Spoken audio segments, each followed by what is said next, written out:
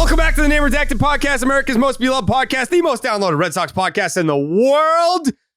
Your speculation was incorrect. Everyone thought that we were delaying the podcast because we were waiting for Lucas Giolito to come on, wait for the signing to go through. No, Tyler just didn't have internet. Hey, listen, we're a team here. I'm not throwing anyone under the bus, but Tyler didn't have internet.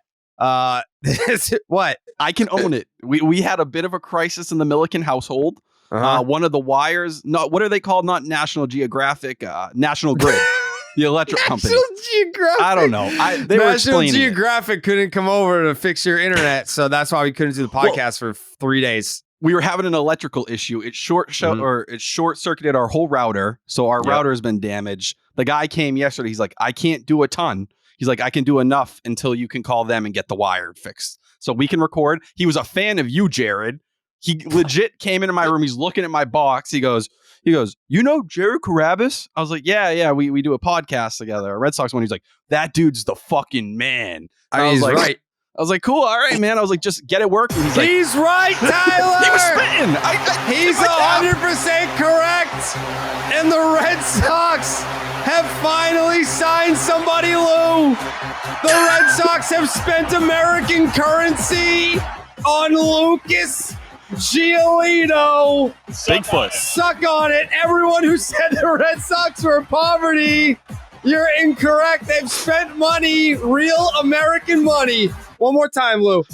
The Red Sox have not just spent money, but they have signed, I guess, maybe not a top tier, but like a 1B tier starting pitcher. He's alive. He breathes oxygen. He has American blood. His name is Lucas Giolito.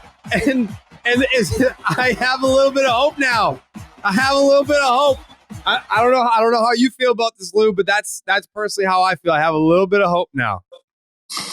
Well, I mean, it's better than missing out on him. You know what I mean? Like, listen, I like Giolito. Like, I know there's last couple of years, there's a lot going on.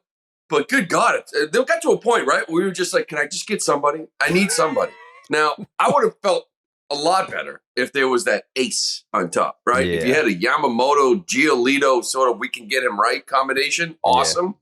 But, man, you need innings. You need bodies. Like, if these guys started going off the board, you wonder what the hell you're going to get. So they got somebody, not the top guy, but if he throws well, middle of that rotation type pitcher. Tyler, I know that you historically, you've gotten fired because of Red Sox acquisitions. You've done some weird stuff in light of the Red Sox acquiring baseball players. I'm curious what your live reaction was to Lucas Giolito, and did we spoil it for you? Did it take some of the excitement out of it? No, because I think when we were talking in the chat, we didn't put anything cement out there. I know you posted the little picture, but I was sitting there and curious because we've talked about it with the Red Sox, how many times where they've been in on a guy. We've talked about it in the scoop shop where we've heard, oh, there's something there, and then we hear they lose out. And I think honestly, that is, I think Lou should be in the scoop shop. Oh, I agree. I definitely think Lou should be. Because anything I kind of felt like I was a little bit last night. Yeah, anything that I put in the scoop shop, I usually just tell Lou on the side anyway. It was cooking yesterday. Yesterday was one of the best scoop shop days in a long time. Yeah, there was a lot of juice. And this morning as well. Shop? I mean, I kind of want to get into scoop shop. It sounds like fun. You deserve it. You deserve it because unlike Tyler, like you actually bring something to the table. So I feel like thanks. Well, I'm just saying, like, how many scoops have you brought to the table, Tyler? You're 0 for a million. I'm more of the like humor guy in the group chat, or the I bring something different to the table. Tyler's the scoop shop glue guy. But see, that's kind of like the thing. I'm not so sure I want to be in the scoop shop because then I kind of feel like pressured to be that guy. Like no, it's not scoop? It's not like a take a penny, leave a penny. It's just like there's just pennies sometimes. All right, I might just take a bunch of pennies. I'll add. Nobody else except Jared has dropped a scoop in there. But the people who were like, Tyler's a fucking idiot when I texted you socks ? In the scoop shop. Like, who the fuck else is he talking about? We've heard things about other teams in that chat before. But I think when I found out about the Giolito news, I was eating some buffalo tenders. I had ordered from the 99. So I had to step away from that for a second. But yeah, I think the most refreshing thing out of all this and knowing earlier is that they beat out a couple teams that were clearly in on him. The Mets specifically, their Twitter looks like Red Sox Twitter right now. The Dodgers were interested. There was some connection to the Orioles. So it's nice to have a guy they at least wanted and got, but he's in the second pool. He's not in that first pool like Lou kind of put together there. And I think the one thing that does stand out about him is the innings and the stability, something you haven't had in a long time. He should at least be a Rick Porcello type of guy at the very worst. And I think that kind of proves true as you dive deeper into what he was last year and in 2022. Tyler, you just hit on it too. Like that was like the best part was you saying, seeing some of those tweets that the Mets were interested. The Mets made offers. The Red Sox got him. Because I felt like Red Sox Twitter is freaking, by the way, out of control. It's out of control. It is out of control. I've never seen anything like this before. It's almost like hurry up and sign someone because I can't wait to shred that guy 5 ways. And just be like, I need somebody. Go sign Snell. Awesome. He'll never want to pitch here. He's going to throw 130 innings. He gets hurt all the time. Please go sign Montgomery. Show you're not cheap. Awesome. Guy doesn't strike anybody out. Our defense sucks. You just wasted $27 million on a 4.5 ERA pitcher. Give me somebody. Giolito. Awesome. Gave up more home runs the last 2 years. It's like, it's a frenzy. Like they just want a warm body and they just want to devour this body and start shredding the signing. So they finally got somebody. And it's Giolito, but at least you got a guy that can give you some innings. It's good. Well, I've seen the comparison, like a civil war is happening on Red Sox Twitter. It's not even a civil war. It's the purge. Ugh. It's the purge. Like people are just outright doing diabolical shit right now on Red Sox Twitter. Yep. And to your point, Lou, I don't think that there is a realistic move out there that will satisfy the masses. Like, I don't think that there's anything that they can realistically do where it will quiet down the fans. I know that like just signing Giolito it's a sign of life. But then when you look at how the deal is broken down, he can opt out after 1 year. It's a pillow contract. Like he's here to either be good and be gone after 1 year, or he's not going to perform. And then you're stuck with him more or less for another year. So for as much as you want to sit there and say they spend money, they brought in a guy that fans know his name, shout out Cooper Criswell. It's one of those where like, okay, there's name recognition here, but it's like, how excited can you possibly be when it's a 1 year pillow contract situation? Yeah, I think that's the biggest issue too. That's why a lot of people now are talking about trades. We'll see what the next move is, but you need a solution in the rotation this year, and I'd like to have one for the moving forward, like in the future.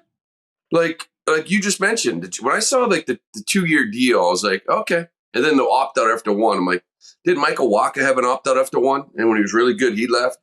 And I remember Paxton never got healthy, but I was like, awesome, we're going to rehab Paxton, then he's going to walk. Yeah, like it's sort of like it's really low risk. If he throws well, we win, but then he walks. So it's short-sighted. It's like, I need somebody with Bayo for the next 4, 5, 6 years, and if it's not a guy like Yamamoto, if you don't believe in Snell, if you don't believe in Montgomery, these 1 year deals, it's sort of like we're right back at it again next year. And it'd be nice if they addressed it through trade with some of the guys, anybody out in Seattle, Luzardo, down in Miami, just knowing you have somebody with Bayo for a few years, because Pavetta's a free agent at the end of the year. Sale's a free agent at the end of the year. Giolito will be a free agent at the end of the year. I don't even know what the hell the rotation looks like, but I do know that not many people are here next year. No. And that's what you're kind of looking at. No. Yeah, and we don't know who the manager is going to be because he's on a 1 year deal as well. Mm-hmm. And I don't know how that situation is going to go. Tyler, you read the Castillo piece. What were some of the cliff notes? I won't contribute to his clicks. Yeah, it was very simple. It was kind of at the end of his piece. It was talking about, Whitlock and his offseason, but he kind of just mentioned, and it felt like no one had really put that or it out there in this way, but he kind of said it feels unlikely that Cora is going to agree to an extension before the season starts. So if you start looking at that, and he specifically named the Dodgers and the Yankees as the two teams, he thinks the Yankees could be interesting if Boone gets fired after another, disappointing year. The Dodgers, if Dave Roberts can't do it with Ohtani and Yamamoto, do they kind of flip something over there? But obviously the Dodgers have the cheating whole history with the Astros. That'd be tough with Cora, but it's Alex Cora at the end of the day. And even though certain people in this fan base don't realize it, anybody with a brain around the game realizes he's one of the best out there, and he's going to want serious money. If he looks at Craig Counsell and that guy just broke the damn record for a managerial contract, he's going to go, well, I have something that guy doesn't have. I have a World Series ring. So what are you going to give me? Are you going to pay me? And at the end of the day, as we talk about this offseason feeling a lot like the Chaim Bloom offseasons, if one of the biggest disconnects for Alex Cora was, man, me and Bloom just didn't see eye to eye on how he was approaching things. Well, if this offseason plays out in a similar way, is he kind of just sitting here and saying, well, you fired the guy, but we have the same cooks? Like, what's really the difference going on here? Is that going to be enough for him to want to settle in here long term? That'd be my question. But I mean, Lou, you know our manager. Yeah, I feel like this is how do I word this? I think it's a bad situation. It is a bad situation. Point blank, it's a bad situation, but I don't think that you can blame him. Like, I don't think that you're sitting there thinking like, what would he possibly be unhappy about? It's like, well, it on more than one conversation that I've had with people outside this organization and inside this organization, the sentiment is the same. And it kind of echoes what Catillo wrote about, like, well, Chaim is gone, but what's different? Like, that's like the thesis statement that is shared from people outside and inside. And, when he had the whole thing about like, oh, agents are viewing the Red Sox as a small market team, I was like, bitch, I said that last winter. Like, I said that last winter, like after the Bogarts thing happened. Yeah. There were agents that were like, I don't get it. What are they doing? Like, this is embarrassing. This is not how the Red Sox operate. Agents were saying that last winter. Apparently, they're saying it again this winter. Actually, I know that they are. McAdam adding in on Montgomery, that asking industry officials, and they're kind of saying, yeah, we're laughing at that you think the Red Sox are going to go that route and pay that guy. Just not in their budget. Right. Yeah. So, I mean, it's been happening for longer than just this offseason in terms of the Red Sox are, I get it when fans are like, oh, the Tampa Bay Red Sox. Oh, yeah, they hired Chaim Bloom to be Tampa Bay. Like, that's what fans were saying in the beginning. But when you've got agents and executives that are like, they're kind of right. Like, it's not just, oh, they're hiring the Tampa guy to follow the Tampa model. It's, you have people that are used to working with privately, people within the Red Sox that like they have a reputation, and then that has pivoted in a way where they have to make comments about how this is just not how they're used to the Red Sox running, and they are operating like a small market team, which is, I get it. It's an odd point to be hammering home after they just signed Lucas Giolito, but even that in itself, you could probably file under a small market team move. Yeah. It's a 1-year deal. You're a pillow contract. You're not committing long term to anybody. Yeah, that's not a big market move. 1-1, that's a real safe move. That's like, we don't want to get caught, on a bad deal, so we can get out of this type of thing. But when it comes to Cora, here's why I say a bad situation. Counsell changed everything. Like, it changed everything. Like, normally, not a manager in baseball wants to go into its final year, without a contract. It's worried about the whole guys on the team, being like, you're not going to be here next year. We don't have to listen to you. That whole dynamic. Now, I actually think Cora could kind of handle that, I think, with his locker room. But walkaway power is the greatest thing in the world when you're negotiating. And if you're Alex Cora, I would say you have walkaway power. You have no longer need to stay here. It's like, hey, we're going to give you a little bit of bump. And he's like, no, thanks. And they can be like, what? Like, I'm good. This is a free agent manager, and I'm going to go and see what the market is. Now, this is why I think Cora right now, this offseason, if I was him, I would be a little bit disappointed in where this thing is going, because, a free agent manager that finishes last place 3 years in a row isn't as good as a manager that maybe get a team to a postseason here, right? Mm-hmm. But I look at Cora going into this free agent, and I'm a little bit worried that they don't put the staff around him, and it's sort of like, just like it was last year, which is kind of where it's headed. I know it's early, a lot can happen. And then it's sort of just like, hey, I'm going to just do my best. It is what it is. I don't get the support from the front office. I don't think I want to manage for like the next 20 years. So my next 5-6 years, I want to win. And I don't know if we're going to actually go for it here. And if that's how he feels, then he absolutely will walk. He will go somewhere else where maybe he feels like there's more support in season, trade deadline. It's 3 years in a row, trade deadline. I think he's pulled his hair out, or a lot of people have pulled their hair out, wondering where the support is. For 4 months, we bust our ass. We earned this spot to get another piece because we actually got a shot at getting to the postseason. And you don't give us that. What makes me think you're going to give me what we want? And right. I think that's kind of like where you're at again. And if the same thing happens down the same path as has under Chaim Bloom, I don't know why he would want to come back here, whether they would want him back or not. I mean, the writing's on the wall. Like the fact that we are like a month and a half, call it, away from spring training. Yeah.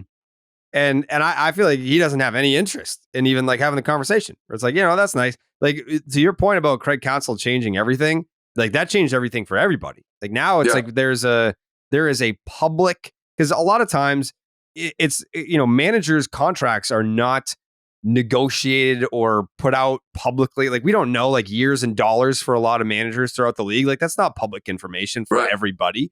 But when Counsell gets what he gets, now, if I'm Alex Cora, I played a nice big league career, but I never got that fat contract. Like he's in a position now to get a contract as a manager that he never even got as a player. Like that has intrigue to me too.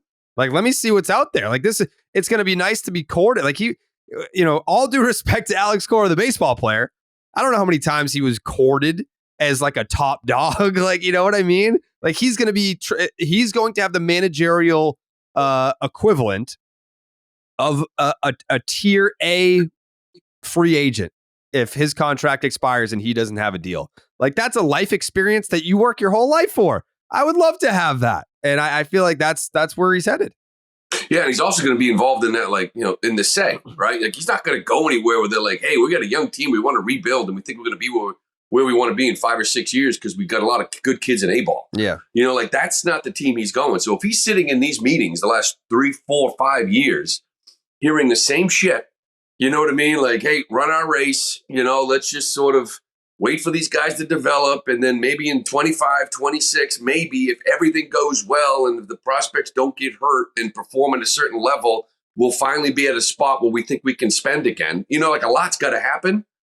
If he gets out of that room and walks into a room that's like, hey, we're ready. I'm going to spend $100 million. We're going to pull the Dave Dombrowski. I need a starter. I need a closer. I need a 3-hole hitter. And damn it, I'm going to go get all of them. And Cora's going to be like, oh my God, like tears will come down his eyes, right? Like tears. And oh, by the way, you're going to make 3 or 4 times as much managing here as you did in Boston. Correct. Like that money is out there. Yeah, that's real. And we always hear about how much that relationship with Dave Dombrowski meant to him, that connection, how much he longs for it. And we all talk about Cora. We all think of him young, right? But the truth is he's not in this game for long.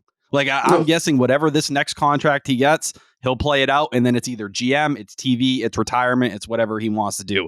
And that's where you kind of look at it and you really got to realize the one thing the Red Sox do have in their back pocket has been at least some kind of forward offer that, hey, we could see you working in a front office. But now that you have Craig Breslow here, a hire that shows this is a long-term hire, this isn't a guy with experience for a couple years and we're going to see how it goes.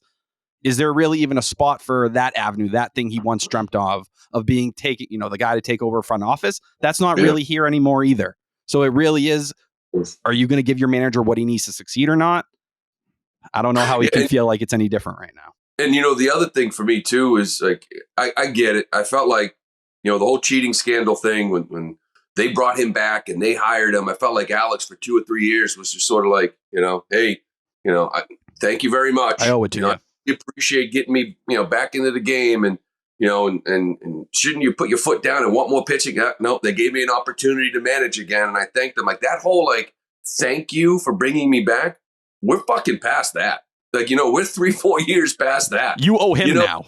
Yeah. So now it's sort of like, okay, listen, once again, I'm going to say it for a last time. thank you for bringing me back. I know I screwed up. You've given me an opportunity, which I greatly appreciate, but I need some fucking pitching. You know what I mean? Like, let's go. Like it's, I think he's past that too, where he actually feels like he owes them something, right? This is year 4 from that point. So I don't know. It'll get interesting. I think he's a great manager. I think he's a great in-game manager. I think the way he works with players, communicates with players, I think other organizations see that. And I'm sure there's some, like you said, Tyler, earlier, there's some Red Sox fans that are like, good, get rid of him. He's been a last place manager. But it's you know, when you get this roster and you keep him in the playoff race for 4.5 months the last couple of years and just don't get any help, it's extremely predictable how it's going to finish. And we're going to get those leaks, I'm guessing, around spring training, whether he just tells them, let's see. And if he tells you to let's see, I think that puts a ridiculous amount of pressure, not only on the team as you go along here, but the trade deadline. And then maybe them feeling like, hey, if we don't get that ace right now, maybe they go and get a Paxton and they trade for another arm. That's how it all plays out. Well, hey, you better go pull that big move for whatever the name is out there, whatever that top of the rotation guy is. You need to do the complete 180 to Chaim Bloom's trade deadline. You need to put your balls on the table and go crazy. And this is where things get weird. You talk about wanting to have a clean slate here, going into a new era of Red Sox baseball, having your manager who is the face of your franchise. He is the face. Rafael Devers is paid. We get that. To have his future looming over this entire year, you thought the Devers year and the Bogarts years were annoying listening to that. Cora will be just as bad because that guy sits in front of the media every day. Every single thing he does, post-game, talking before the game, during the game, will be analyzed. It will be torn to shred on sports radio or whatever it may be because it'll be the easiest low-hanging fruit to grab at all season long. And then that's the drama that you're bringing along with your ball club that you just want to escape. You just want to build a good team and get away from the storylines. Well, guess what? Now you're going to have one of the biggest potential bombs sitting right on your lap. Not I great. like it. Yeah. What do you think the likelihood is that Cora is managing the Boston Red Sox next year? I mean, 2025. I don't think it's good. Like, you know, if you want a percentage, I mean, I just don't think it's below 20. Like, I don't think it's good. Like, I don't know why it would be. You know, like you're talking about, he loved the Dave Dombrowski thing. And I don't know if this is one of those like different chef, same kitchen situations. Okay. But the last 2 or 3 years, if I'm a manager, of course I like Dave Dombrowski because he goes out and gets me everything I want. Yeah. You know, and when you look at Chaim Bloom, I think as a manager, I would have lost my shit. Yeah. You know, like, I don't know. Man, I got a 3-man rotation for an entire month. We're a game and a half out of the wild card, a game out. And you go get me freaking Luis Arias? Are you shitting me? Right. And you have no say. You're under, what are you going to do? Quit? Like, you know, but you go home at night. You just got to be sitting going, what are we doing? And then if the new guy comes in and you feel like it's a similar approach and you happen to have your contract up, seeing what potentially money could be out there, why do I want to keep pulling my hair up? You know, why would I not want to go and see what's going on elsewhere? Maybe a management ownership group, I don't know, whatever, that is looking to win right now and it will pay me handsomely for. I'm with you. Like you know that it pains me a lot to agree with that. But I do. I think it would drive me fucking nuts if I were somewhere that I know that I performed well, but I felt like I got let down.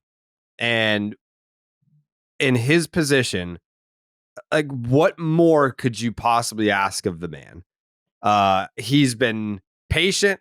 He hasn't pissed and moaned about it. Like, I'm sure that there's been internal discussions where he's voiced his displeasure about how things have gone or how he would have done things differently. I think it's clear that he's pushed messages through the players the last couple deadlines. I do think that's something you can hold Cora on, but I think in the same hand, it's, can you blame him when it's year after year and the same thing? But I think there is a truth to the fact that he's made it pretty even publicly clear. While he'll say the right things, if you're just paying attention to him and what the players are saying, it's clear where the messaging is coming from. It's clear when you have t-shirts in the dugout what the messaging is. It's his dugout. It's his clubhouse at the end of the day. But I think you can't put that blame on him in a significant way. When it's year after year, it falls on front office and ownership, however you want to address that blame, because I think ownership plays a big part in this as well as I'm here. You're making promises. You're telling me at the friggin' end of year press conference, we're about championships. We're about full throttle. There's no spending restrictions. How many times did we talk about that in Breslow? Well, where the hell is any of that? Like, how many bridge years are we going to have here? If you put teams together the way this team has put them together the last 2 or 3 years, we sort of go into spring training. We're going there again, right? We're like, no, if Giolito can turn it around. Think about it last year. You're like, holy shit. Like, you're sitting there by the deadline. Did you ever think Paxton would throw the ball the way he did for 3 months going into it? Did you? Like, Bayo was becoming like a star, and he was until basically his last 2 outings and his ERA skyrocketed. Like, Cutter Crawford was keeping you in it. Nick Pivetta turned into some stud out of the bullpen. Justin Turner was like a revelation. And you're like, so you go into spring training, you're like, we'll see. I'll tell you what. And to me, this is how it should be. If you guys go out there and a lot of things go well and you compete and you perform, Jared Duran, you become one of the most electric, young players in center field. And Tristan Casas, you become a force after the month of April. If things start coming together, Jansen and Martin are money, I will support you. You know what I mean? We will at the deadline go out and get you what you need. And I feel like that's almost like an unwritten agreement as a player. Like, that's like, we're kind of handicapped, but we still believe we can kind of surprise some people. And if we do, going into July, you have to help us. Like, you have to go out and so we're not a 3-man fucking rotation for the next 2 months. Like, they leaned on Paxton, who hasn't pitched in 3 years, to be the inning eater. Right. And then, he wore down. No shit. What did you think was going to happen? So then it's like, and Crawford was just 5 and died, but perfect. It was great because he was really good. You're relying on a young kid, Bayo, to give you 6+. It's like, how long do you think we can keep this up? 2 guys who've never thrown full seasons, ever. Yeah, like that. And I feel like it's, again, like an unwritten agreement going into camp. All right? You underman us a little bit. We overperform. You help us out. Deal? And I feel like that deal's been broken the last 2 years. Yeah. Yes. Manager, and I'm not a big fan of that. No, there's no reason if you're Alex Cora to like much of how things have been handled over the last 2 years. I struggle to find how things would be different moving forward just because of the way that this offseason has been handled. I feel like in a way, I feel like Chaim Bloom's firing was just to, I guess, it was a sacrificial lamb. It was just like, hey, the fans are angry. Here's something to make them less angry, but we're not really going to operate in a different manner. Like, if you were to ask around, how many people would disagree with that sentiment, Lou? How many people would say, oh, you're wrong for thinking that the Red Sox aren't how are they not operating differently now that Chaim Bloom's gone? Like, they're pretty much operating the exact same way.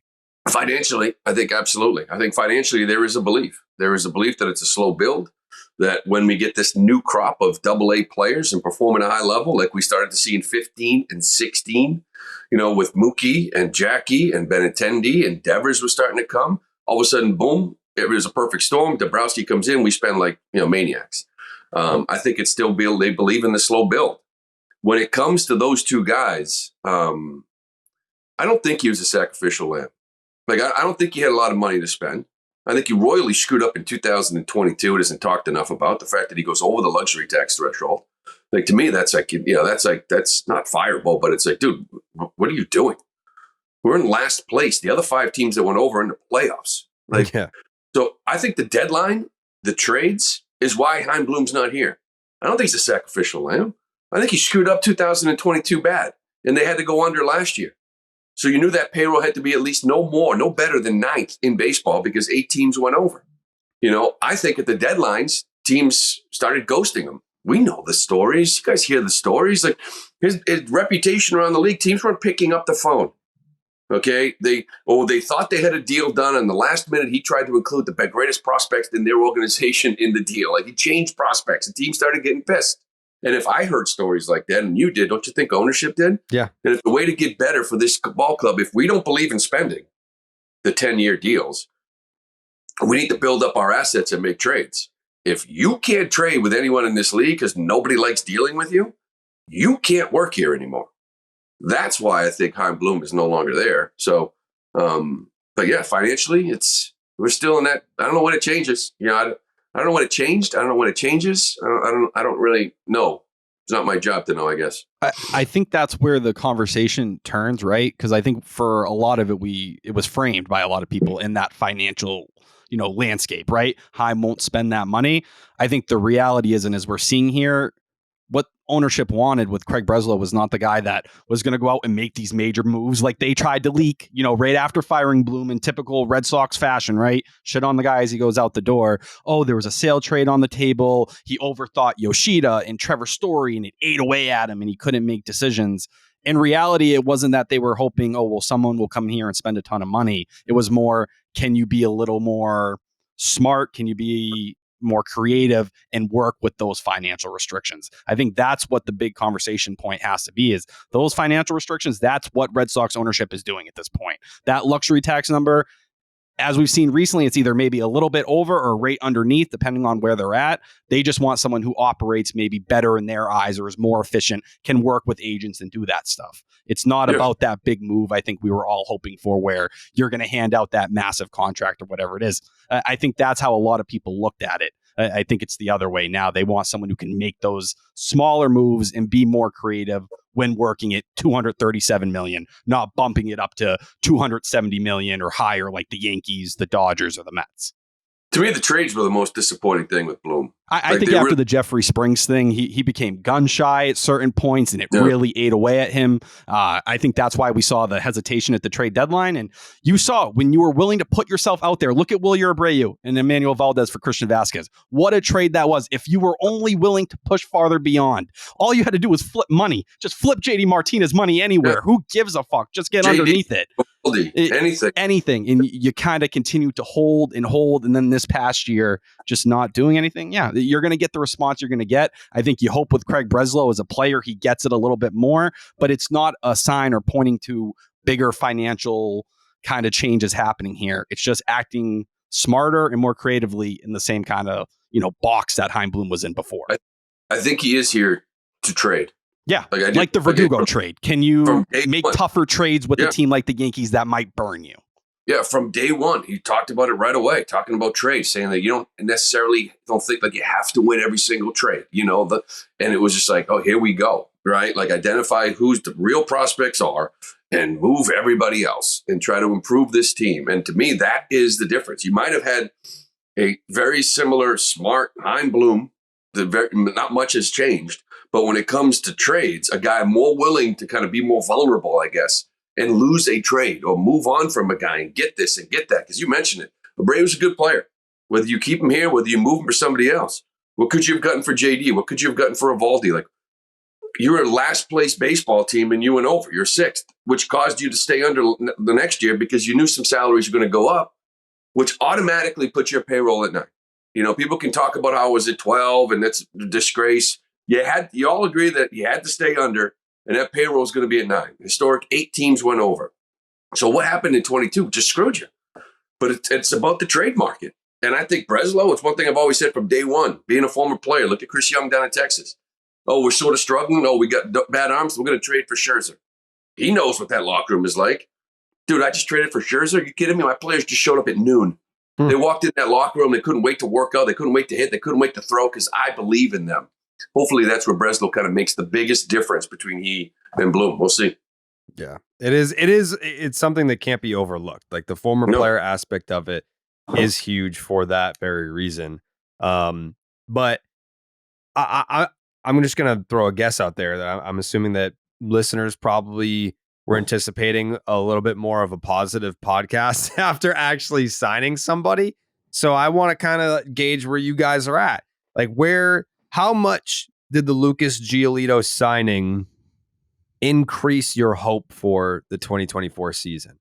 How much where were you prior to that in terms of your hopes and expectations? And how much did it move the needle for you for your actual, I guess, where you see the team for next season?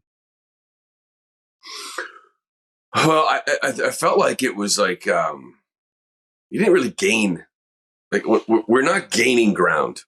We're trying to just kind of get back to where you respectfully have to be. I mean, like, well, they make you have 5 starters. Most teams actually make you have 5. You know what I mean? So it's like, pat on the back. We might actually have 5 this year going into camp. Like, it's like, okay, that's great.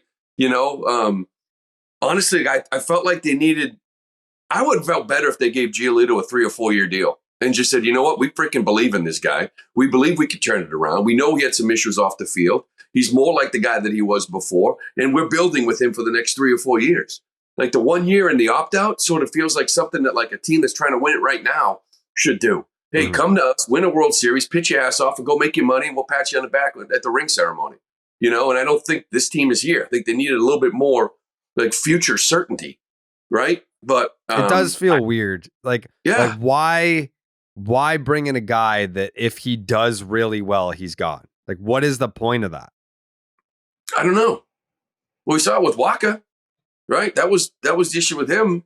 They've done a lot of that in recent years, and I get it. Like 3 years ago, where it's sort of like, hey, we just need some bodies here. We're kind of rebuilding this thing. And obviously they feel like they're kind of still in that same situation. But again, and they did it with Paxton. They actually he decided to come back and pitch for $4 million. He could have thanked them very much and made $8 million to rehab and walked. But so I don't know. I like it. I want to see where else they go. I feel like I do want to see Paxton back here. Like I do want to see him. You've been banging that drum for a little bit. I'll bang it with you, Lou. I'm a Dave Paxton guy as well. He might be the best pitcher left, to be honest with you. Yeah. I mean, I listen, I'm not opposed to it. I just know that it's a take that if you throw that out there right now, I mean, I don't know how the reaction has been with you saying it gives it more credibility. But like if someone else were to say it, they'd be like, all right, dude, shut the fuck up. Like you're basically just like, you know, putting together the same team that it was last year. I would welcome Paxton back because even if if he comes back and does what he does for those 3 months, I'll take it. If he falls apart at the end, again, it's like, all right, well, at least you got 3 months out of him. And those 3 months were what put you in a position to make a splash at the deadline in the first place. Like you were still in it. Like they weren't dead for a while. And it was Paxton and Bayo. Those guys were the guys that were keeping you afloat. Well, so the reaction is great. Put the same rotation together that finished last. That's it. Like, Lou, that's exactly it. And I think that's where you see, and we're having this conversation right now, our expectations have all come down. And when you say full throttle like you did, that's why you're going to get the response when you're talking James Paxton. And that's why the Lucas Giolito signing, while I like it, it really will reflect with whatever the following move is. If you go out and you get a top of the rotation arm, which I'm not saying they will, but if they do, then you're like, oh, and it's like a guy who has, you know, some length here, 4 or 5 years, team control, maybe Luzardo. You're like, all right, I really kind of get it now. You got someone you can envision here for a long time. Giolito has upside and a pretty high floor because of those innings. It makes sense. When it's Giolito and that ends up being, you know, a guy who's in that second pool, you're trying to fake it like he's in that first pool, trying to say, hey, I think we can get him back to 2019, 2021. That's where you're reliving some of this same stuff again. Yes. And that's where the frustrations, it's fair. All I'll say on James Paxton is if he pitched like he did before he broke down, I know people want to clown on me still for saying, you know, at the trade deadline, I would consider giving Paxton the QO. If he's what he was those first 3 months, he's a $20 million pitcher. He will give you that kind of value there. And there's no doubt about it. People want to act like that take was so crazy at the time. It wasn't. He just broke down. It's just, you have to hope you can get 20 to 25 starts. You fuse him and Chris Sale together, but then you're getting to the point where, all right, you have 6 starters here. You know, how are you going to play that all out? It's more a mix of a guys or a mix of a couple guys than a horse and then, you know, another solid addition behind him. But the whole, like, putting the same rotation together to finish last, and it's like James Paxton asked, wasn't the reason why you finished last. No. James Paxton was the reason why you were even in it in the first place. And the dude was absolutely dominant, in my opinion. So he broke down. Well, no shit. He hadn't pitched in 3 years. You're making him go 6-7 innings because you have a 3-man rotation. Last year, for 3 months, they leaned on 2 rookies, basically, and a guy who hadn't pitched in 3 years to be their rotation. Like, that's it. He was pitcher of the month in the American League for the month of June. Blake Snell was the pitcher of the month in the NL, the guy that won the Cy Young. So you've got, like, to me, it's like balancing a rotation. There's 5 guys. Ideally, you like to have that ace, that horse, that Garrett Cole, okay, that just gives you innings at a high level. They don't have that guy. You know what I mean? So then it's like, okay, we need some innings. Bayo, Giolito, maybe Pavetta's in that mix. I think he can give you innings. But then there's got to be like upside, and maybe he won't give me 30 starts. But James Paxton for 16 starts was pure dominance. The dude, I had him every night. It was just shit, fastball by guys. Everything. I don't know why you wouldn't want to bring him back. I'm not saying bring back Barraclaw or Garza. You know what I mean? We'll bring back the guy that was actually good. Why would you want to bring the guy that's back good? And that's the issue with Paxton. It's like, and you look at the track record, that was who that guy was, right? Yeah, the injuries popped up at times, but that's who that guy was earlier in his career. How many bullets? Who knows? I think what you just keep coming back to is the expectations for everyone have come down a bit here. And I think we're all operating with the sense they're not going to go over the luxury tax. And that's what people are going to keep screaming. Well, if I told you Lucas Giolito and James Paxton were your additions at the start of the offseason, you would have thrown up and said, what the hell are you doing? And yeah, I think we can all tip our cap and say, yeah, it's not the full throttle anybody wanted, but it's also the reality we're working in. And at this point, you're just trying to field the most competitive and most interesting team in our eyes that you can with the budget you have. That's the way the Red Sox operate now. Yep. Yeah. That's how we have to think. It's not people are like, oh, you're coping looking at these other options. No, but you got to fill the friggin' roster somehow. And you work within the bars that John Henry gives you. And this is where we're at. There's Shouldn't no be big that way, moves. but I don't think that there's any big moves coming from here. I don't think that they're done, but I don't think any moves that are more sizable than Lucas Giolito are coming down the pipeline. Free agent moves, or do you think trades? Free agent moves. Like you don't think Paxton's here? That's obviously not a big move. Paxton falls into that. I think anything that happens from here on out is underneath Giolito.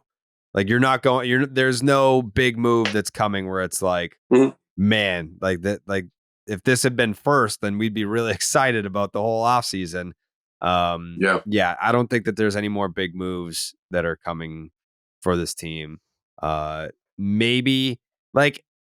I would still be happy with Whit Merrifield. I know Tyler fucking hates him. He hates the idea. Fine. He's now my question, and I'll continue to tell you this. You need an impact right-handed bat. If they're going to skip out now that they gave Giolito and it's like, hey, we'll roll with the outfield and we'll go get Whit Merrifield at second, then I have a problem. If you don't add a right-handed bat, the guy you need to look at second base is someone like Brandon Drury or you're in big trouble because this lineup is not strong enough the way it is right now. You haven't replaced Justin Turner. That's such a real problem. And that plate approach meant so much to this team last year. Because you've added strikeout guys. You've added a lot of strikeout guys to the lineup this offseason. Tyler O'Neill is going to go out and cave with the best of them. That's the reality when of he's it. actually out there.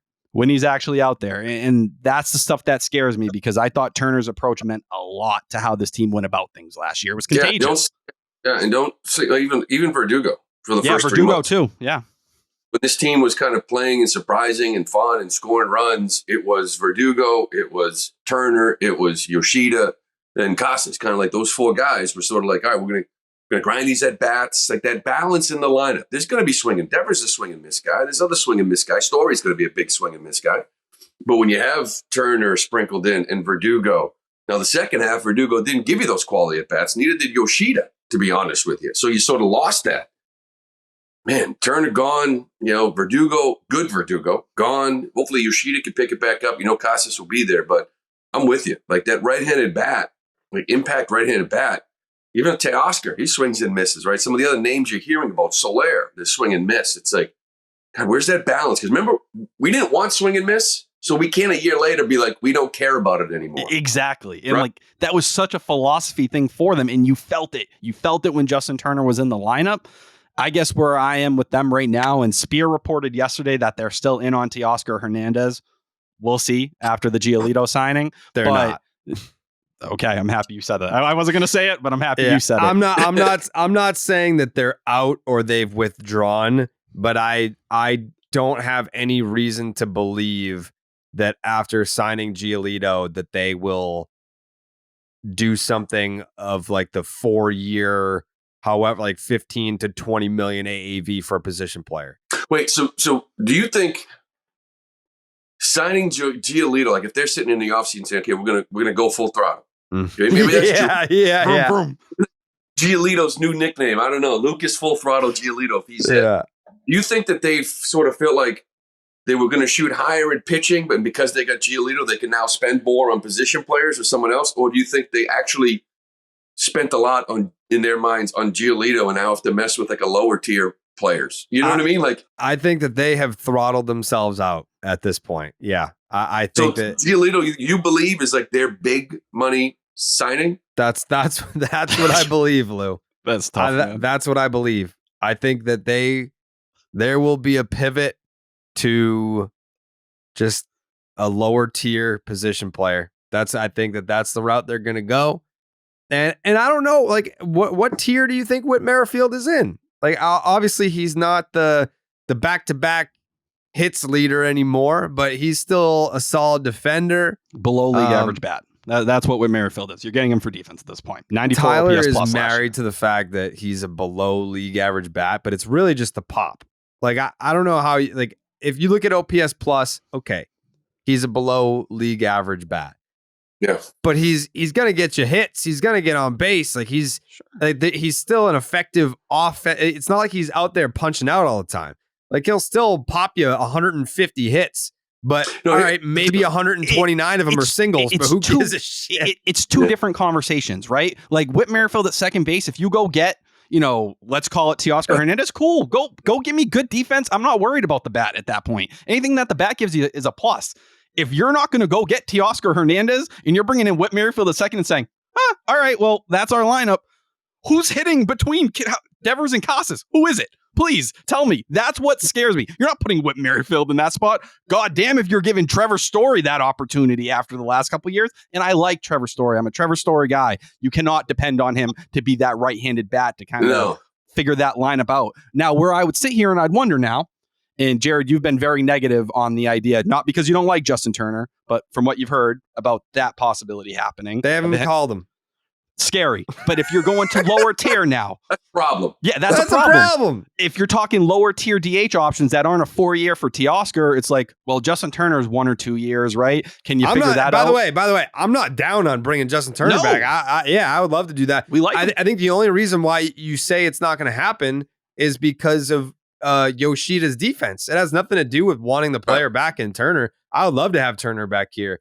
But, I mean, if they're looking at it as, man, if we're going to make the playoffs, the way a playoff team looks here in Boston as currently constructed, that team doesn't have Yoshida in left field for a vast majority of his plate appearances.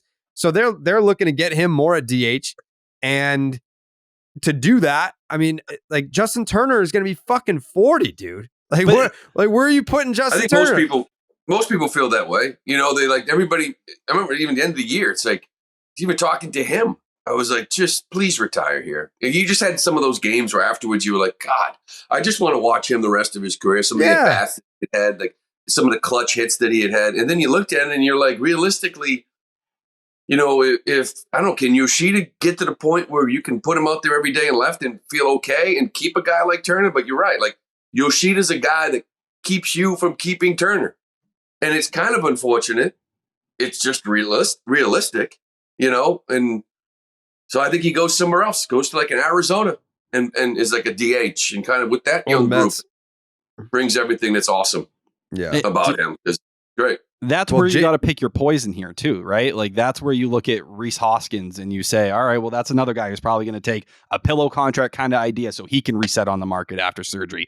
Are those the options you're looking at? Because if you're not looking at those options at this point, your lineup's in big trouble. We know where the rotation's at. It's like, what are you You're just hoping your bullpen carries you to everything you need moving forward. Good luck. That's just not enough.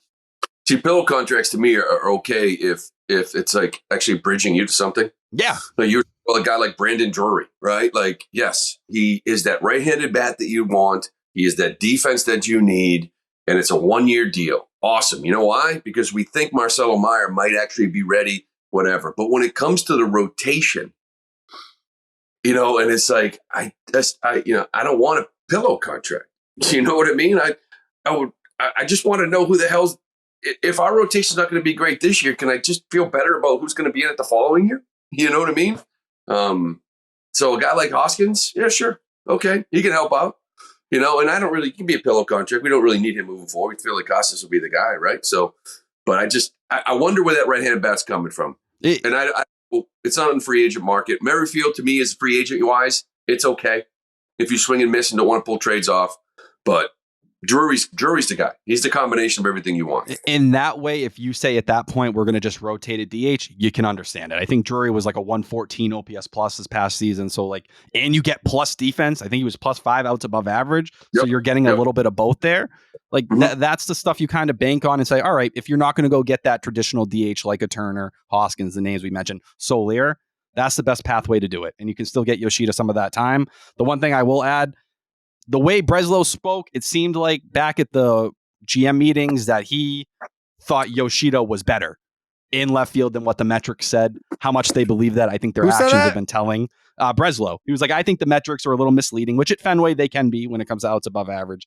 I'm not telling you Yoshida's a good defender. He gets by out there. Do I think he's horrendous? No, but he's a guy you probably went out there for 80 games, not 150. And if he breaks down the way he did, which that issue existed when he was in Japan as well, that's something you need to monitor because he's a crucial bat for you. You don't have enough depth in that lineup to survive when he goes down where it looks like September. Oh, man.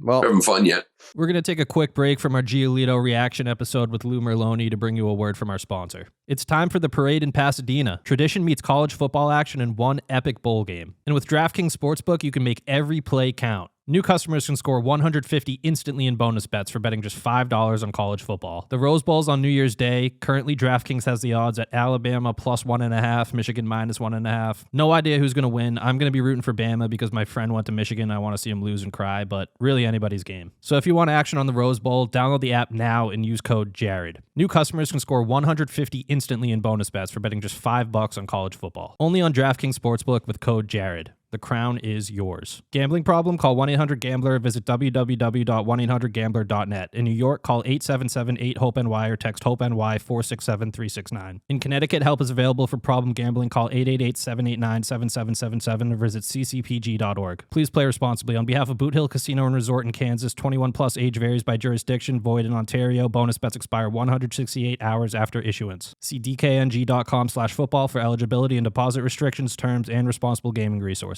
do you think the Red Sox will be better next year than they were last year, Lou?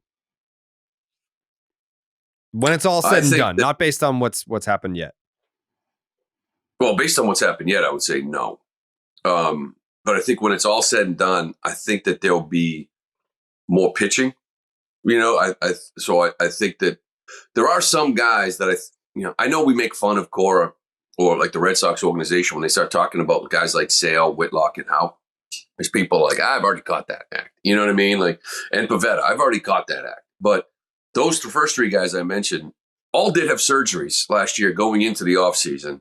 And I think former players will tell you that you're going into an offseason rehabbing and going into spring and being healthy enough to go to spring training isn't exactly what you're looking for strength-wise. It's not exactly – you want a healthy offseason where you can go and actually improve and work on things and get stronger and build your base, not build the base that barely is strong enough to get you ready for spring training. So I think those guys can be better. I think they'll be a better pitching team because they do have they'll end up having with a lot more depth than they had last year.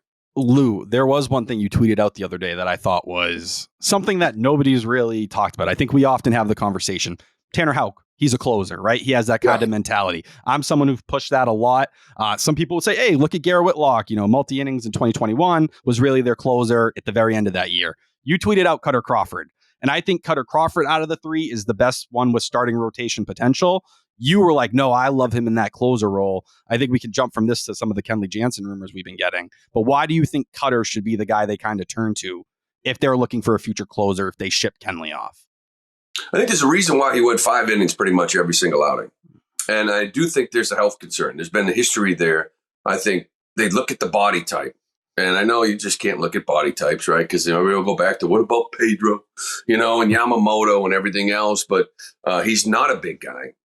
I love him. When he's out in the mound, I think his mentality is perfect for that role. And to me, his fastball plays. When he's out there throwing 94 miles an hour, and I think at one point maybe he kind of didn't have that same feel. Maybe he got tired. Maybe he threw a lot of innings. But there is elite movement on his fastball. He was elite swing and miss on his fastball. The vertical movement's got late life, and it's like 94, 95. It ain't 99, right? So it tells you what the shape looks like and why guys can't touch it. You put his ass in the bullpen, and that dominant 94, 95, is that 96, 97? Is that even more dominant than it has been before? He's got the mentality that he doesn't give a shit. You put me I don't give a rat's ass who you throw me up against. I'm a rookie. Want me to go to Yankee Stadium and shove? Done. Want me to go to Toronto and shove? Done. Where else? I want to go shove. Where do you want me to go shove? Like, that's just the mentality of this guy.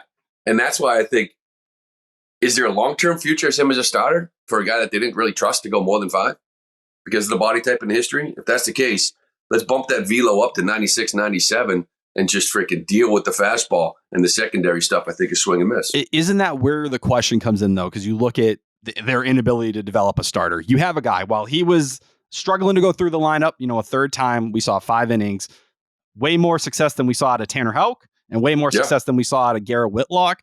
Is it worth it taking a guy who has a chance? It's not the highest ceiling. I think he's probably a number 4 if it all comes together. He's a number 5 right now. Is it worth taking that guy out of that spot when the other two aren't starters more likely? Or do you think Houck or Whitlock could be those actual starting pitchers they dreamt on a year ago? Do you think that's still in them, like as a possibility? I think we're all moved past the Whitlock thing, right? I agree. And I'm in the same camp as you, but the way, and I'll give him credit, he talked to Cotillo. He goes, I don't care what role they put me in. Just throw me out there and I'll do it. He claims that he's figured out his workout. He stopped copying Paxton and he stopped copying Sale. He found his own thing, but I think the injuries more than anything decided it. It's not the potential or the ability because he flashed plenty last year when he was starting. Yeah. Yeah, well, and that doesn't surprise me because Whitlock is pretty much like a big ball of like awesomeness. You know what I mean? Like he's just a fucking good dude. And that's why I just want him to like be successful. And whether it's injuries or whatever it may be, it's like, just give him a role. Let's get back to it. Another guy that had a tough offseason and a tough season with some of the personal things that had happened in his life. Let's get you back to being that 1-2 inning dominant guy. It's there. It's in there. Let's keep you in that role. Body type wise, like Tanner Houck is a lot. I think I look at him and say, he's a starter. And I see his stuff for 3 or 4 innings. And I say, yeah, the dude's a starter. And then I don't get it. Like, I really don't. Like, the stuff doesn't change. I think he attacks guys maybe a little bit differently. I would be curious with new eyes, Bailey and Breslow. Is there something in usage? Is there a different mindset? Because if you could ever break through Tanner Houck, that 4th, 5th, 6th inning, whatever thing, you could have a dominant starter, in my opinion. Now, there comes a point where you just have the player tells you who he is. I've always felt that. And he's kind of telling us that maybe he is just a reliever. And I get that. But now that we get new eyes, I'm curious again. Does that make sense? Like now that Bailey is there or Breslow is there, like, I don't know. What conversations are going on in the winter? What happens in spring training? Did they unlock something? Because I still think there's a lot there with Tanner. Strong kid. I felt like the way they handled Tanner, though, was pretty similar to Cutter Crawford in terms of once they did get to that 5th inning. It was like first sign of trouble, first sign he's starting to miss the zone. Mm-hmm. I think the one thing that plays in this conversation with Tanner is we've seen him close. And it is tough because you look at 3 innings, man, he can go through a lineup like anyone. But last summer or 2 summers ago now, June 2022, 8 for 9 on saves. When they played their best baseball of the season, he was closing for them. So that's a guy who's shown he has the mentality for it. He can do it. That's rare. And I think that's where we go to the Kenley Jansen rumors. People are saying, well, could he get flipped? Could Chris Martin get flipped? You're trying maybe to eat some salary, get some pieces maybe for a trade for a controllable pitcher. Are you in on that? Are you a fan of going that route? Or do you think that's just a sign of, to the clubhouse, we're taking a step back. We're not looking to be one of those World Series contenders. Yeah. And I think first off, like the Tanner Houck thing you're talking about, he did have success. And I remember when it happened, I didn't like it. Right. But he had success doing it. So I was like, okay. And the reason why I didn't like it was because in the 9th inning, I'm not letting him face a righty if I'm an opposing manager.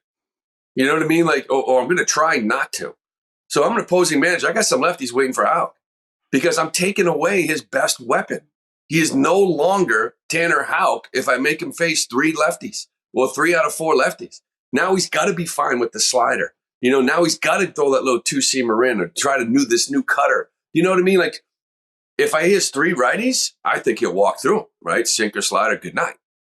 But I can manipulate my lineup so your closer never gets to use his strength. Now it worked. So I was kind of like, okay, I don't know.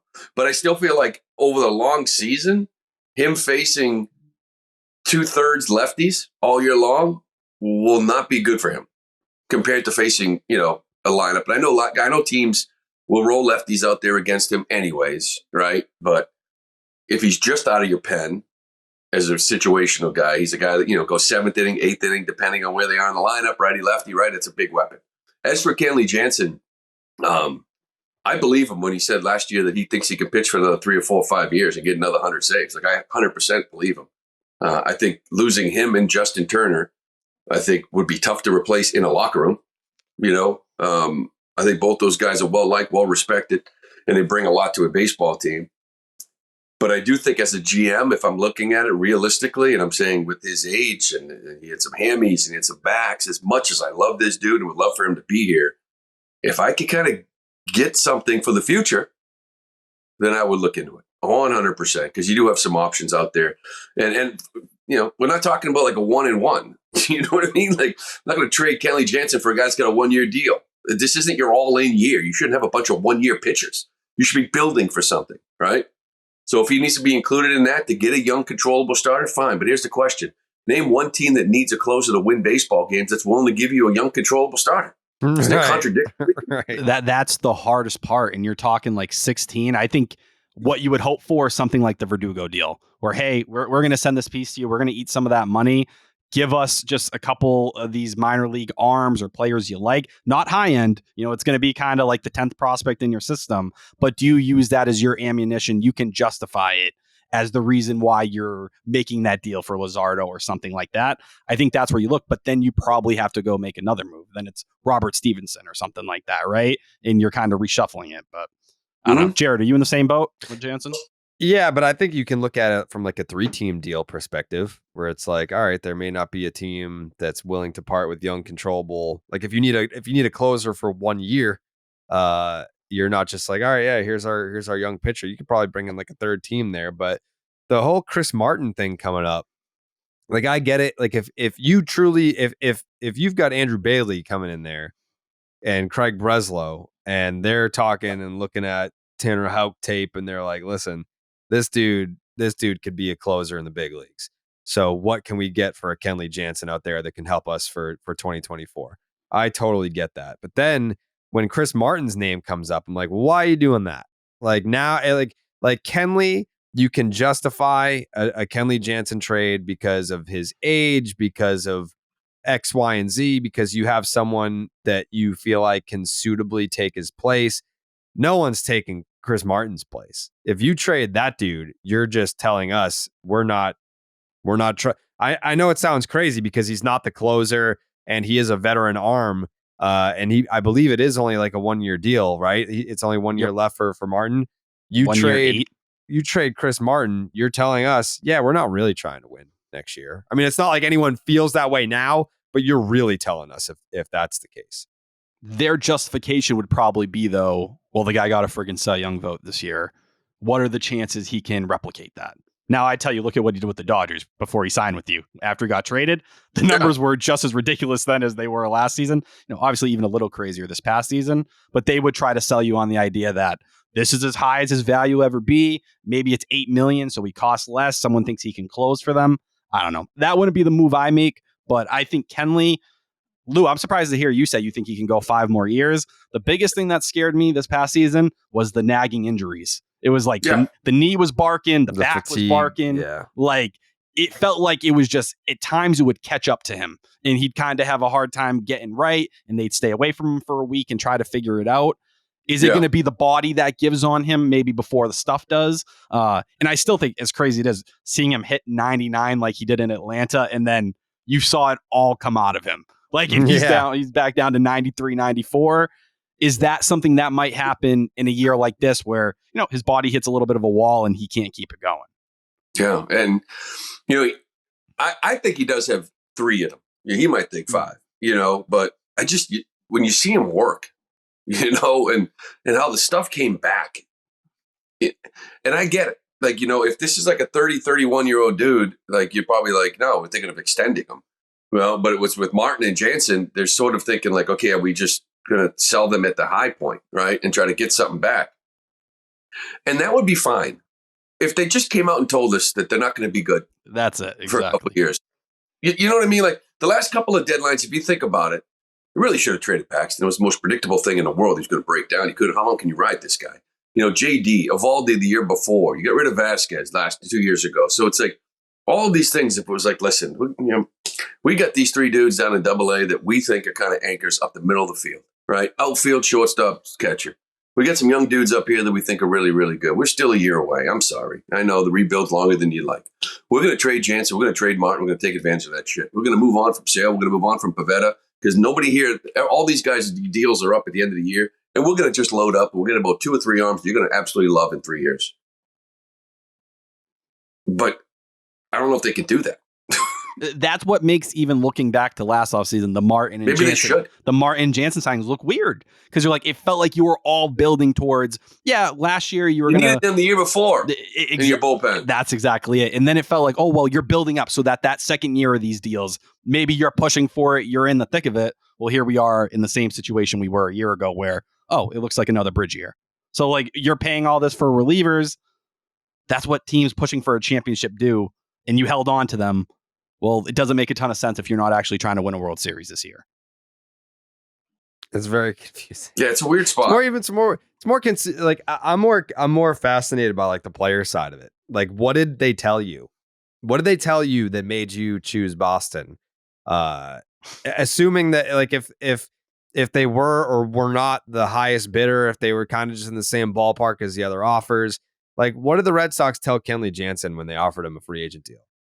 Like, were there false promises in there? I'd love to know. Like, what got paid? Like, what did they tell Lucas Giolito? You heard him. What did they say? You heard. To me, I think like at the end of the year, like you heard him at the end of the year. You heard him this offseason. It's like we're the Boston Red Sox.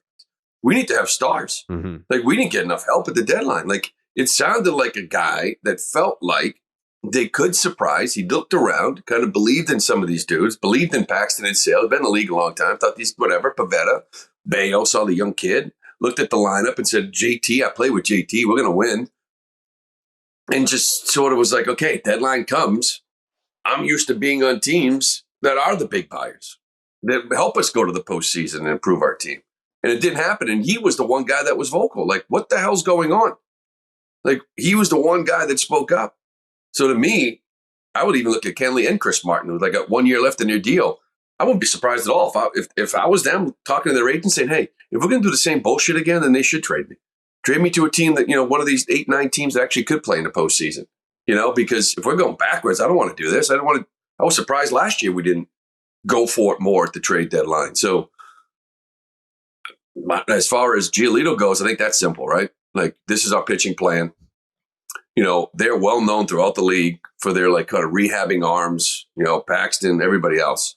That's pretty well known. And, I'm sure Bailey was there. I'm sure Breslow was there. Hey, we can get you right. And again, it's like a player, it's like an NCAA portal. We can get you right. Then you can transfer to a Division I team. You can go get the bag where you want and go pick your long-term home. Good luck. Yeah. Yeah. And so I just wish we had some more answers in the future, And that's where I just keep going back to Yamamoto. 10 years, $30 million a year, 25 years old, like done. You'd have 2 long-term deals with a 25-year-old pitcher and a 26-year-old hitter.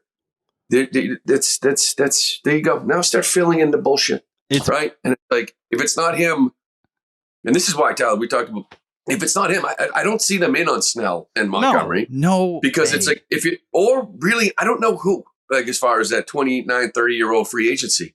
If you're not going to do that for a 25-year-old kid who could be the best pitcher in the world, why are you going to do that for a 30-year-old dude, 31-year-old dude who's not as good?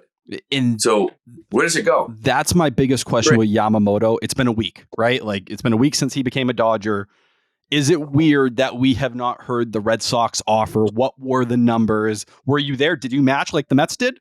And at the end of the day, we know he wanted to be a Dodger. We see it, the West Coast preference. I think as we see the process played out, it was clear he wanted to be there. Yeah.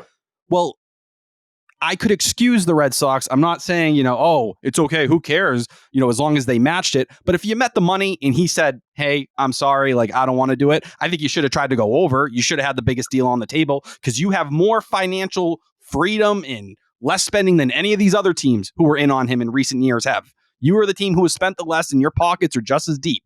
as long as you're willing to open them. Is it weird that we have not heard what that offer was? Is it like, because I think people are starting to sit here and assume, was it not even in the right ballpark? Did you even make it that far?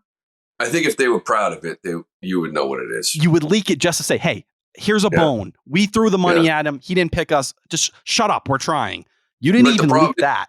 That is just, if like I said, if they were proud of the offer, they would have leaked it. By the way, we offered just as much. You would have heard it, right? I think. So maybe they were below it, whatever it is. But even if they were right at it, though, that's something to sort of pause the emotion, to comment and then be like, okay, they're willing to spend. Now let's see what happens the rest of the year. So even if they were willing to match the Yamamoto and you came out with just Giolito and Whit Merrifield, all of a sudden now you don't give a shit whether they match Yamamoto or not, because you never followed that up with anything.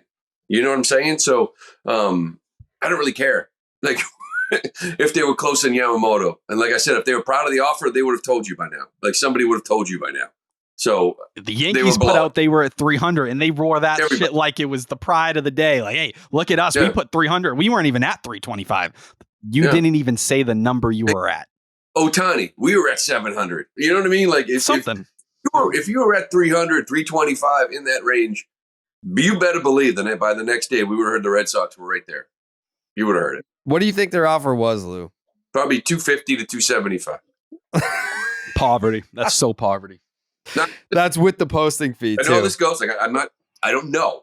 You know what I'm saying? But I guess we talked about this many times, like going out to California and meeting him. I don't know. Maybe they sort of felt like it was going to be in that 250 range, and they found out 3 was going to be in front of it. And maybe they found out that, that he's going to LA. Hang with him. You know what I mean? If you want to be used to get the price up for the Dodgers, fine, but he's going to LA. So, because I do know a lot of stuff changed after that. Isn't that so telling, though? The Dodgers, the Mets, and the Yankees. Those 3 teams, they're the biggest spenders in the sport. You're supposed to be right there with them. You're declaring to the entire baseball world, we are not part of that anymore. We are not part of that group.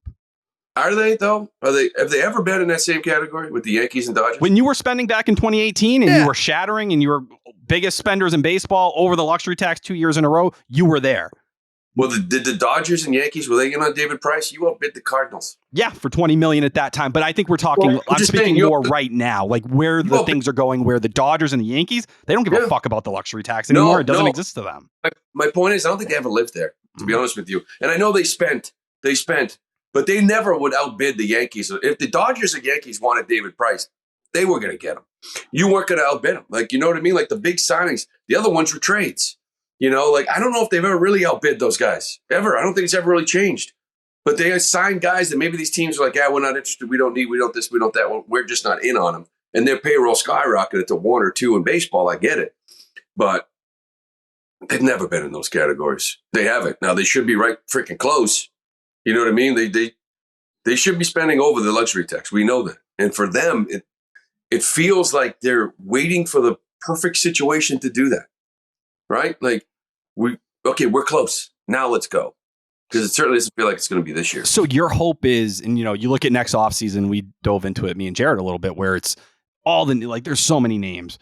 Is it just hoping eventually you're someone's consolation prize? Like, the Dodgers spent that money and the Yankees spent that money. Oh, well, he likes you.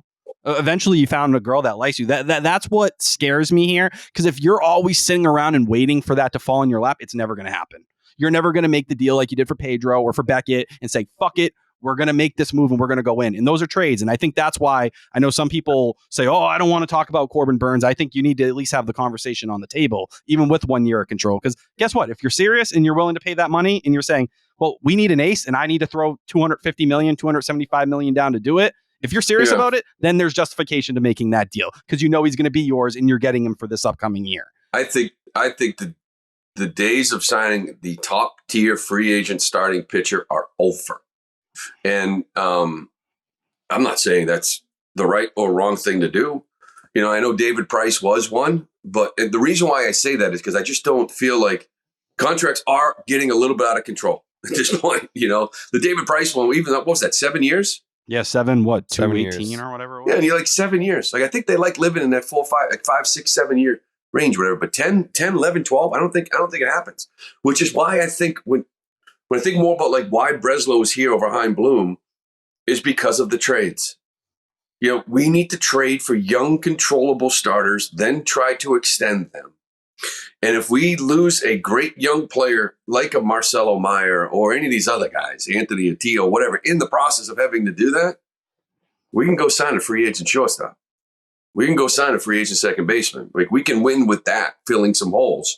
I just think pitching, the top tier pitching, is scary for a lot of teams. Quite frankly, a lot of the deals don't work out. But I just feel like that's kind of over. And I think this is the future here for this organization is through trades and acquiring young, controllable, good starting pitching through trades, like you did with Sale, like you did with Pedro, like you did with Beckett. Those three guys right there. It's also like I totally hear what you're saying, and I agree that I just don't see the Red Sox. If you didn't go all the way for Yamamoto, who are you going to go all the way for? That was telling. Like, there's never been there's no compensation tied to him. He's 25, like 3-time Sawamura Award winner. Like, you go down the list and you're just like, all right, so what's the downside?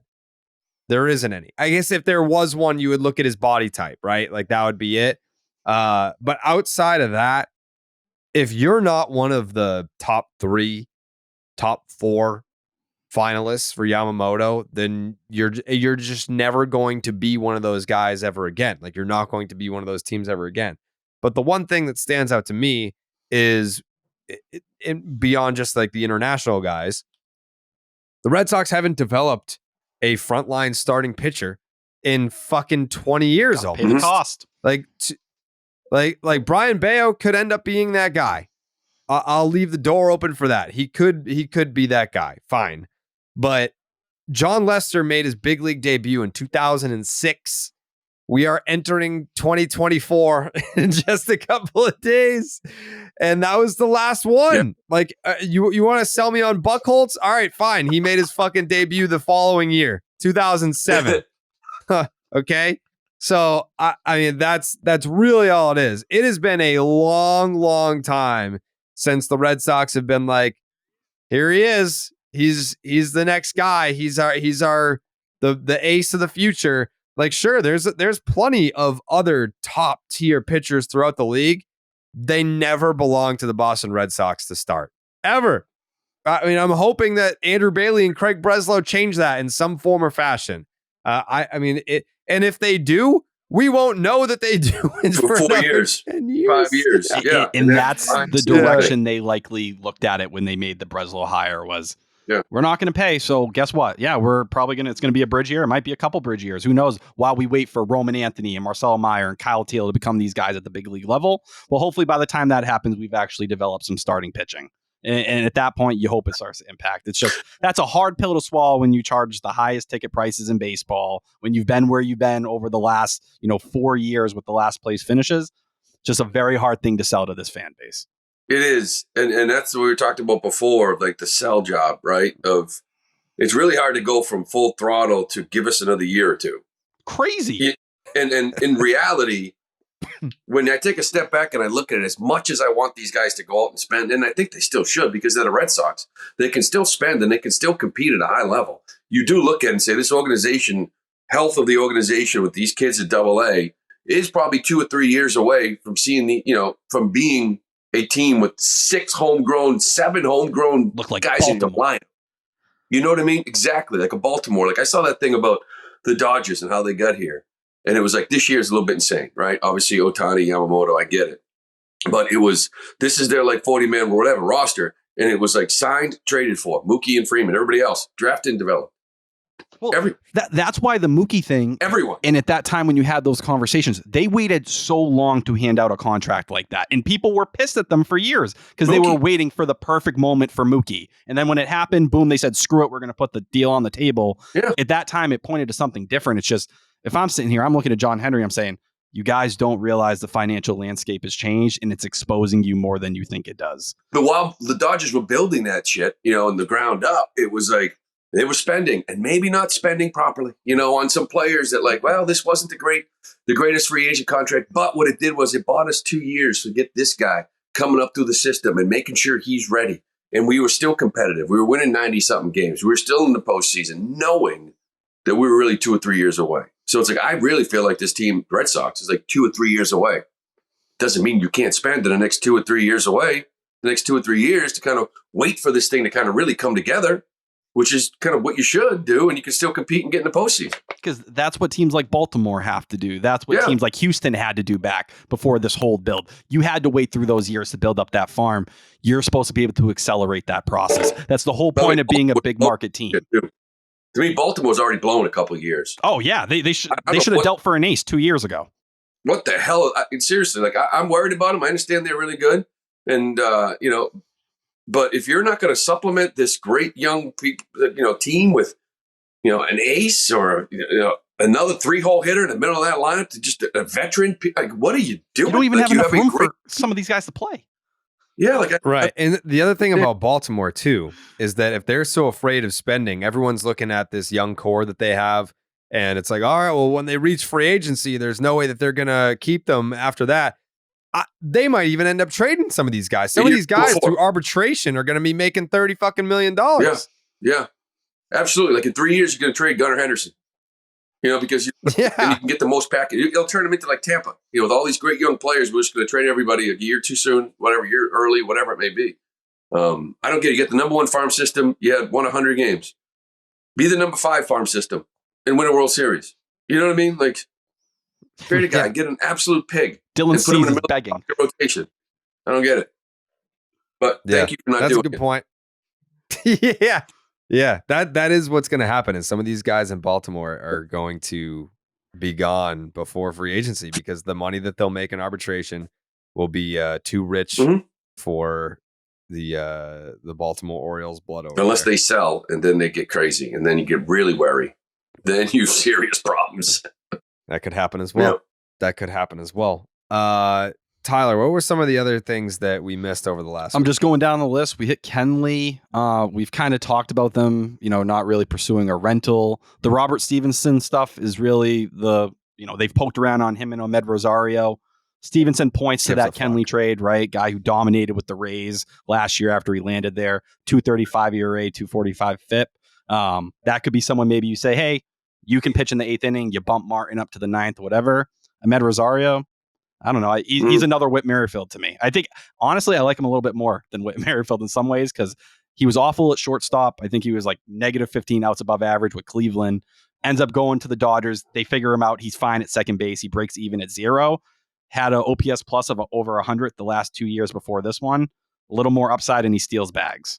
But it's all nothing that's going to get you going in a big way. I don't know. Do you feel strongly about Ahmed Rosario, Lou? No, and every time we talk about second, that's why Drury to me is like that perfect little box, like gives you kind of everything. But I just really want defense. Like I really do. I'm at the point where I'm like, I just want to see a second baseman make a routine play, turn a double play, and actually be impressed by it. You know what I mean? Be like, wow, it's a really nice play. I'm done with the whole. If you play piss poor defense, I don't want to see you next year. Like unless you are cornerstones of this lineup, who are playing great D, who need to continue to work at it. But Rosario, I like the idea of guys at shortstop moving over. It depends, right? You got to look into those numbers, like defensive runs saved. Is it because of range? At shortstop, everything is just like they're losing a little bit of footwork, right? Because they're getting a little bit older. They can't get to the ball in a hole because their arm maybe isn't what it once was. Those are the types of guys that move to second base, and it's like, okay, the arm plays better. The feet can slow down a little bit. It's not just catch and release. It's catch, a little shuffle and throw. So, a guy can be a poor shortstop and be a very good defensive second baseman, Kike Hernandez, right? Because I still think he could have played second. So it can happen. So I don't mind that look either. But they need to get defense at second. You just need it. It's pathetic. You can't have what you had last year. You can't. The only other thing we have is Yariel Rodriguez, which I feel like has been like kind of a little bit of a storyline that people haven't been talking about a ton, but the Red Sox have been interested. It seems like the Blue Jays are leading the charge, but they view him as a reliever, I believe. They do like him as a starter, but more as an opener. Yankees, Padres, and Reds are in, but they like him as a reliever. I think it points to what kind of scares us, more of these lower tier starter options, but a guy who relieved in Japan, converted to a starter in WBC, they might look at him and say, this is another guy you hook up with Andrew Bailey and see where it goes. Yeah, and that's kind of like an unknown. It's funny too, because like even Imanaga, I kind of put in that category as well, like an unknown. I don't know. It's just I look at Imanaga and this other guy, and it's like we like them better because we don't know anything about them. Mm-hmm. You know what I mean? As opposed to maybe other guys, like I go back to like Paxton. I think Paxton's better than both of them. I've seen Paxton dominate this league for 16 starts. Imanaga, 91, 92. Are we trying to get the guy that gave up the most home runs in America and Japan on the same team? During the dead ball. Because that's going to... Yeah, like he gave up more home runs in Japan, I think, the last 2 years than any pitcher in baseball in Japan. And we just signed Giolito, who, by the way, gave up more home runs in America than any pitcher in America. So, like, the two worlds coming together. Hopefully he can figure some of that stuff out. But Imanaga to me is a question mark as well. This isn't Yamamoto. You know what I mean? I don't want to get the Japanese pitcher that isn't good because I know one of them is going to be good in the big leagues, So it's, and this kid here, I really don't know much about. It does worry me that a lot of teams look at him as a reliever and we view him as a starter because out of necessity, it sort of feels like an opener. You know what I mean? Like, and you look at what he did in the WBC. It was electric, topped out at 98. Don't get me wrong. 7 1/3 innings across 2 starts. He had 6 walks. So it's like your typical story of a guy. Yeah, the stuff's good, but he hasn't worked 5-6 innings regularly. And the command starts to go the other way. The stuff starts to tick down. And when you've lived the Garrett Whitlock, the Tanner Houck, even the Cutter Crawford experience, where is he a starter? Is he a reliever? You just want to know the guy can friggin' go out there every 5th day and be on the mound. And who was his WBC games against? Yeah, they were I don't believe they were very good teams either. I mean, no. I hope Uke doesn't take this the wrong way, but Team Israel didn't really swing it in that tournament. So I don't know if they played him or not. You know what I'm saying? So it's true. Did he play the Dominican and? Let me see. I know he played the Netherlands because he struck out Bogarts, and I've used that clip a few different times on my socials. All right. But that's the stuff. It's more question marks than anything else, and people expect him. I've seen anything between 4 years 26 to 4 years 40. Imanaga is going to be way more than that. I think we're going to be talking with him close to that Kodai, Senga, Erod area. Like you're getting 80, 75 million. Who knows? You get desperate, it might get up to 100. You're at that point now where as guys come off the market, everything else is going to get a little bit more expensive for you. So you walked yourself into the spot, so now you have to pay the price. Lou, what are you hearing on Winter Weekend? Are they going to be doing a town hall? Right. Yeah, actually, I don't know if that's been decided yet, or I think it has, but I don't know who is going to be there yet.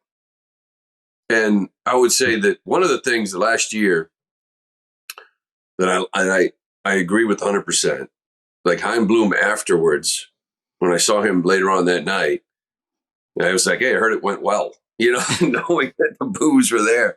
And he's like, you know what? If we want to sit here up on stage a year after we win a World Series, and hear everybody cheer, we have to sit here and listen to these fans after the year we just had. And he's like, I think that's very important. And I would agree 1,000%, with that statement. So I think you just wear it. You wear it, hear the boos, let Jared ask you questions, and because I don't think you can avoid it, can you? I think they're going to try. I feel like, we're what, 3 weeks away? 3 weeks away from Winter Weekend, and we still don't know if there's going to be a town hall. I don't know. I don't know what would change outside of, I guess, this Lucas Giolito signing, where they're like, all right, yeah, we spent some money. We did something, I guess. So I guess we can go up there and face the fans now, at least with this thin layer of protection that we at least did something. But I can't imagine that fans are going to be much happier this year than they were last year if they choose to do it. No. And a lot of that comes down to that comment, right? Like if the full throttle comment. Yeah. Like, and Warner won't be there. He doesn't go to these things. And that is, unfortunately, that's like right where it goes to, because if it was, what's changed, and if he sort of danced around it, if he didn't make that comment, we would just sort of sit there and say, oh, okay. And then they come out and they say, yeah, we're still in this phase. We're still, whatever. Just to be honest with you, I think it's like honesty. Like just, and that's why I'd like to see them there. Like I would like to hear John Henry, and these guys, like, how do you feel when you hear the fan base feels you don't care anymore? You don't want to own this team anymore. You don't want to win anymore, because I don't think any of that's true. I do think he wants to win. I do think he cares, but just tell me what the philosophy has changed. You know what I mean? Tell me what you're thinking. I think he's afraid to be honest. I think they try to put him in a little bubble, and they don't let John speak because they know he's going to say whatever comes to his mind. And quite frankly, I think Red Sox Nation would love that. They would love a little bit of honesty. If he came out and said, you know what, 2025, 2026, we feel like we're going to be right back in there, and that's when we spend again. People might go nuts for a little bit, but people might sit there and say, oh, well, it's better than bullshitting me for the next 2 years. You know what I mean? Right. And I don't know. Hopefully they go. Hopefully it's. I'm sure people will express their thoughts on them, but I think honesty is always the way to go. I think a lot of people around here look for that. Sure. Sometimes honesty can be a little too honest, because last year, like the quote that stood out to me that still sticks with me is John Henry saying that baseball players are expensive. It's like, bro, we know, but you are a fucking multi-billionaire, so I do not want to hear it. Like no one put a gun to your head and told you that you have to own the Boston Red Sox. And if you think that players are too expensive, then get out. Like if that's your mentality of, oh, this is a little too expensive for me, there's another billionaire out there who would probably love to own the Boston Red Sox, one of the most premier sports franchises in the world, and would be happy to spend and be competitive with the Steve Cohens of the world and the Dodgers and all these other teams that have the money, that are not afraid to put up the number. That like Yamamoto was so eye-opening. And I know that like we kind of got beaten into submission a little bit, where by the end, I don't think anyone was actually realistically expecting the Red Sox to be the winning bid, or for him to end up here, for it to even be competitive whatsoever. That's like, we shouldn't be trained to accept that. Like there was some anger, but there should be outrage. Like at what point do you sit here and say, like, all right, yeah, like you the David Price contract, cool. It was in the low 200s. The game has changed. Like now, if you want a frontline starting pitcher, the Garrett Cole contract at this point was what, 4 years ago? And we just passed it by like $1 million. So like, it's not like, yes, it's not lost on me that $326 million is a fuck ton of money. It is $2 million more than what Garrett Cole got in December of 2019. Yeah. So if you're looking at the Garrett Coles of the world, like the elite of the elite, that's what it's going to cost. And if you're not an owner that looks at that and says, okay, if that's the price tag, that's the price tag. Like we got to win. Like we're the Boston Red Sox. Like we should be in on guys like that. That is what they cost. Like the Yamamoto sweepstakes, I don't feel like got to a point where it's like, this is outrageous. Like we're now at a point where this is getting a little silly. Yeah, no, I didn't either, because I viewed him maybe as more certainty than maybe others, because it was like, well, he's never pitched in America. I'm like, I don't care. The technology in today's game tells me he's got a 93 percentile fastball, 92 percentile curveball, and the best split in the world. That tells me he's one of the top 5 pitchers in the world. And 10 years plus 2 more pitches on top of that. And 10 years, 300 is not that much for that. But you're right. This is the price of doing business. And if you're in the business of making smart signings, then that's really not going to get the great players, because none of these contracts are smart, to be honest with you. Like we can admit that. Like I saw something the other day, like the top 20 contracts in baseball, there was like 2 that I might be interested in. Garrett Cole was one of them. You know what I mean? And it was like, I wouldn't want any one of these contracts right now. None of these guys are now worth it. You know what I'm saying? So if you use that mentality of, is this a smart contract? Will we get our value? Is this a smart decision? The answer is probably not 100%. No, it's no. But for the next 3 or 4 years, I got an exciting player. My fan base is behind me. I'm packing this place out. I might get a player or 2 that wants to come play with me because I just picked up this guy.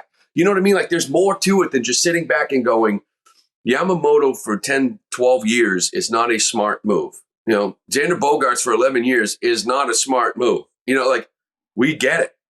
But Montgomery is not a smart move for 7 years for a contact guy. I get it. But Jesus, you need 30-something innings. There's other factors that play into this, and this is the price of baseball now. It's the Andrew Friedman line, right? Like, if you're rational about every free agent, well, guess what? You're never going to end up with the one you want. Eventually, you're going to have to get uncomfortable, right? And that's why I look at it and what you even do this year. Look at what the Dodgers did and what it spoke to Yamamoto. Well, when Sasaki, who's trying to, hit the market next offseason, when he's looking for a team and he wants to go somewhere, why the hell is he going to pick you? What are you doing to attract these players and make people want to come here? And if you aren't attractive, if you can't pull the chicks, if you aren't that hot, then you need to trade for them and say, screw it, we're going to give them the money because that's the only way they're going to date us. That's the only way they're going to want to be with us. We're going to force them to hang out with us for a year till they like us. Well, that's the way you go. When you go about it this way, it's just, if I'm Sasaki, unless you're going to throw some ridiculous amount of money at me, which you won't, as we saw with Yamamoto, where you're going to be the clear highest bidder, I'm not even going to give you a second visit like Yamamoto didn't. I'll give a second visit to the Yankees and Mets. I'll at least give them the time of the day. You enjoy being like the Giants. You know what I mean? Like, you're an afterthought in these conversations. You're not part of the main conversation. Yeah, no, and that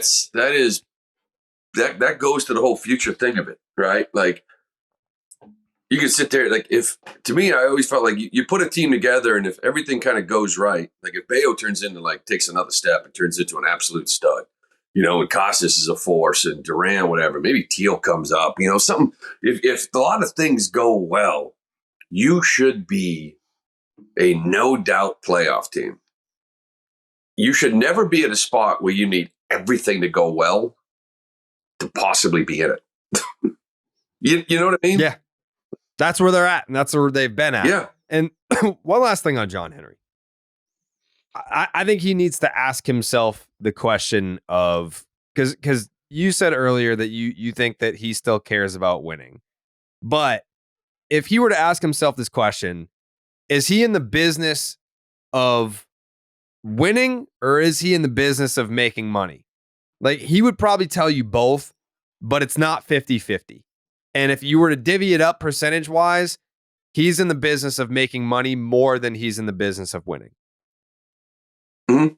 Yeah, and I think that, it's funny because I think that the guy he seems to be and how he made his money is about making smart decisions based on numbers. And I think that right there kind of, he wants to win this. He wants to make the smart decision. I think that even by bringing in Craig Breslow, and I was even told even when Breslow was hired, it was like John still believes in developing through the young players. It's his type. Like, you look at Breslow and his other hires outside of Dombrowski, this is his type to a T. Yeah. He believes this is the way to go about it. Like, you build through the young core and you get those guys up, and the Red Sox have had some young position player core, not many pitching core, but young position player core. And it always seems like those are the times when these teams kind of take off, like had their runs. 13 kind of came out of nowhere. All right, but we're talking about the 06, 05, 07, those kind of runs, and then all of a sudden 18 with the next kind of group that came through. It always is something in common. It's these young core players. I think he believes in that. So I think he wants to win. I think he wants to win the way he believes he should win or can win. You know what I mean? And then, I don't know, is it some game to show that he can do it? I have no idea. But you're right. And I think, but Jared, what you're getting to is, dude, I don't want you to make any revenue in the Red Sox. Like, that's what the fans want. If you make 75, 80 million in revenue, go sign 2 pitchers instead. You know what I mean? Like, you're worth how much $1 billion? I get it. This is like the attitude of the fan. How many more billions do you need? Right. Don't make $100 million in revenue on the Red Sox. Spend that on 3 players and win a World Series. Break even because you just want to win.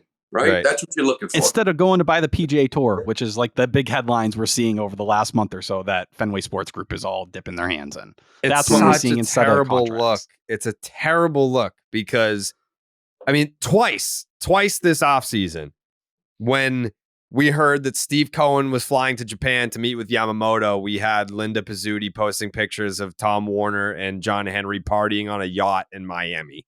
And then as the sweepstakes is wrapping up for Yamamoto, we're getting breaking news about like Fenway Sports Group is spending billions of dollars on the PGA Tour. And it's like, all right, dude, like you can sit here and tell me that you care about winning still, but it doesn't look like it to me. Like visually, it doesn't look like it. Your actions do not reflect this. So I don't care at this point what you have to say about it. Like your actions do not sync up with your words. And the same thing with Breslow. Like, and it's not his fault. Like I'm not even like saying that Breslow has control over this. He doesn't. I think that just like Chaim Bloom, I think that Craig Breslow is in over his head right now. I think that he is finding out like, fuck, I didn't really know what I was signing up for here in terms of how to, again, when you're a CBO or you're a GM, you are a financial advisor for a multi-billion-dollar owner. And you can advise all you want, but you still have to sell that individual on, hey, put some money here, put some money there. If your selling point isn't strong enough, they're like, thanks for the advice, but I'm all set. Like Breslow can go in and give this whole presentation to John Henry about how excellent that he thinks Yamamoto is. And John Henry can turn right around and be like, yeah, but the PGA though. I'm kind of, you know what? Tiger Woods, y'all. Like that's what John Henry's saying to Breslow. So I feel like they can say these things, but until their actions reflect them, and I know that Tom Warner is never going to live down the full throttle comment. Yes, it's been beaten into the ground at this point, but I mean, you can't say something like that to a fan base that's already frustrated. Like, it's not like, oh man, like we won 91 games and we missed out on the wild card by like a game or two, but we're going to run it back next year and we'll be a little bit better. And maybe we'll get, it's like, no. Back-to-back last place years, 3 out of 4 last place seasons, and a bunch of just fucking a complete philosophy pivot from where you were outbidding teams. Maybe it was the St. Louis Cardinals, maybe it wasn't, but you were spending big money on free agents. You were trading for superstars and then giving them contract extensions for premier free agent dollars. And then you stopped doing that. And then you stopped winning. You shut off the faucet. But then you kind of told us, hey, we're going to turn it back on. Don't worry. Full throttle this winter. And then you gave a 1-year deal to Lucas Giolito. That's what you did. Like, you can't expect the fan base to be happy about that. That's why I hope there is a town hall. Like, whether I'm up there or not, I hope there's a town hall because they need to continuously hear how pissed off the fan base is because they deserve that. They deserve to hear it. Yeah, it's funny. You hit on that one thing, like with Breslow, and I remember even go way back to when he was hired. It was just like, yeah, I'm just kind of really curious to see who he brings in, like who the experienced guy is that he brings in, right? Because Greg Breslow could turn out to be a Hall of Fame GM decision maker. Does not mean that experience doesn't matter in year 1, year 2. Talking to an agent, talking to another team, talking to your own owner, trying to convince him what he should do. And as far as I know, it really hasn't happened, right? It's just sort of him. But you mentioned it, when all those things happen, trading for stars and signing big players, you had Dave Dombrowski, who'd been around a long, long time as a Hall of Famer, walking into that room and saying, sign this. Why? Because we need the player, John. Sign that. We're making this trade. Really? He's good. Well, because we need to. Like, it was almost like you had a GM that was probably walking into an owner saying, I need this guy. I need you to write me a check for this. You know what I mean? And I don't know, is Chaim doing that? Is Breslow doing that? Does John need a little bit of push convincing? And I'm sure Dave Dombrowski did. I'm guessing many times he walked in there and had some arguments about needing more money to spend and wanting more stars, right? Yeah. And John needs to be convinced a little bit of that sometimes. Yeah. I tried to make that point on the podcast a few weeks ago about how Dave Dombrowski was just better at convincing John Henry on how to spend his money. Better than Chaim Bloom was, better than Craig Breslow is. He was just better at it. Hey, here's what we want to do. Here's why we want to do it. Here's what we need from you. And more often than not, John Henry was like, sounds good, Dave. Sounds good to me. And then we'll go out and get the player. But my question is the way Dombrowski was pushed out, where I think a lot of people at the moment, and now even looking back, say, well, it was very quick. You moved quickly, like you were trying to eliminate something that was bothering you or that was a problem. Well, did he just get sick of someone forcing his hand, being able to make the point, maybe convince the people around John Henry, the Tom Warners, hey, we got to do this, get in his ear, all these different things, and getting him out of the way with Bloom and Breslow was his way around it, where at the end of the day, guys, you're new. This is your first time doing this job. I'm the big dog. I'm the big dog. I'm the owner. I've been here. I got 4 rings. How many you got? You know, you kind of have to fall under. And that's where I wonder if John Henry does he not care to push those guys, getting that veteran voice, someone to sit underneath them, someone to work with Breslow, who maybe would get in his ear, that older voice, and say, go hold his balls to the fire. Go push him in there. You need to do that. That's part of this job. He's not going to tell you to do that because he doesn't want to spend money. You know, it's his job to... Yeah, it's like, what did he say? He said, no, get your ass back in. Go! There. And don't take no for an answer, you know? And that's my question. Do they not care to make him go make that hire to go get one of those older voices? Because they know what comes with that. It's someone who's been in that spot and knows what you need to do to push those guys and make them spend that money. Mm-hmm. I mean, we'll see. You know, hopefully. Who knows? And this is why I'd love for them to go to this whatever you call it, you know, town hall and be honest. I think people would love that. You know, like 3 years ago, whatever, when John Henry said, we got to stay under the CBT, and Sam Kennedy and Chaim Bloom were like, whoa, like, you know, trying to, no, it's not a mandate. We won't, you know, it's like, no, actually, your owner just said it. And there was actually some honesty, and he was honest. And right now, you guys aren't being honest because you're going to act, you know, you are going to stay under. So we actually got the honesty from the owner, like more of that. Just let me know what's going on. You know, let me know what's going on. Is it 2 more years away before? Are we going to spend ever again? Do you not believe in spending ever again? Like, you know, just tell me what's going on so I have an idea, right? God. Well, who knows? A few weeks away now. But kind of going back to what you said at the very, very beginning of the podcast, like, I don't want them to spend just to spend. I mean, the move was Yamamoto. Like, you weren't going to get Ohtani, fine, whatever. But the move was Yamamoto. And I don't think that they made a valiant enough effort. Like, I heard the meeting went great, and he loved the presentation, but the presentation is the fucking check. Like, you can sell him on the Fenway experience and the history of the team and the ballpark and all that shit. The direction moving forward. The presentation is the suitcase full of money. And I totally agree that if the Red Sox offer was in the ballpark of those other offers, you bet your ass that ownership group is leaking what their offer was so that the fans wouldn't be like, well, all right, fine, we tried. You know, no doubt. Like they don't want their fucking, you know, $180 million offer getting leaked. But if they put 320 on the table, yeah, you bet your ass that would be out there somewhere by now. Mm-hmm. So, like, I don't, at this point, once Yamamoto went somewhere else, and I already had the acceptance that he wasn't coming here long before that, that was kind of the offseason for me. Like Lucas Giolito is a nice consolation prize. I love the guy.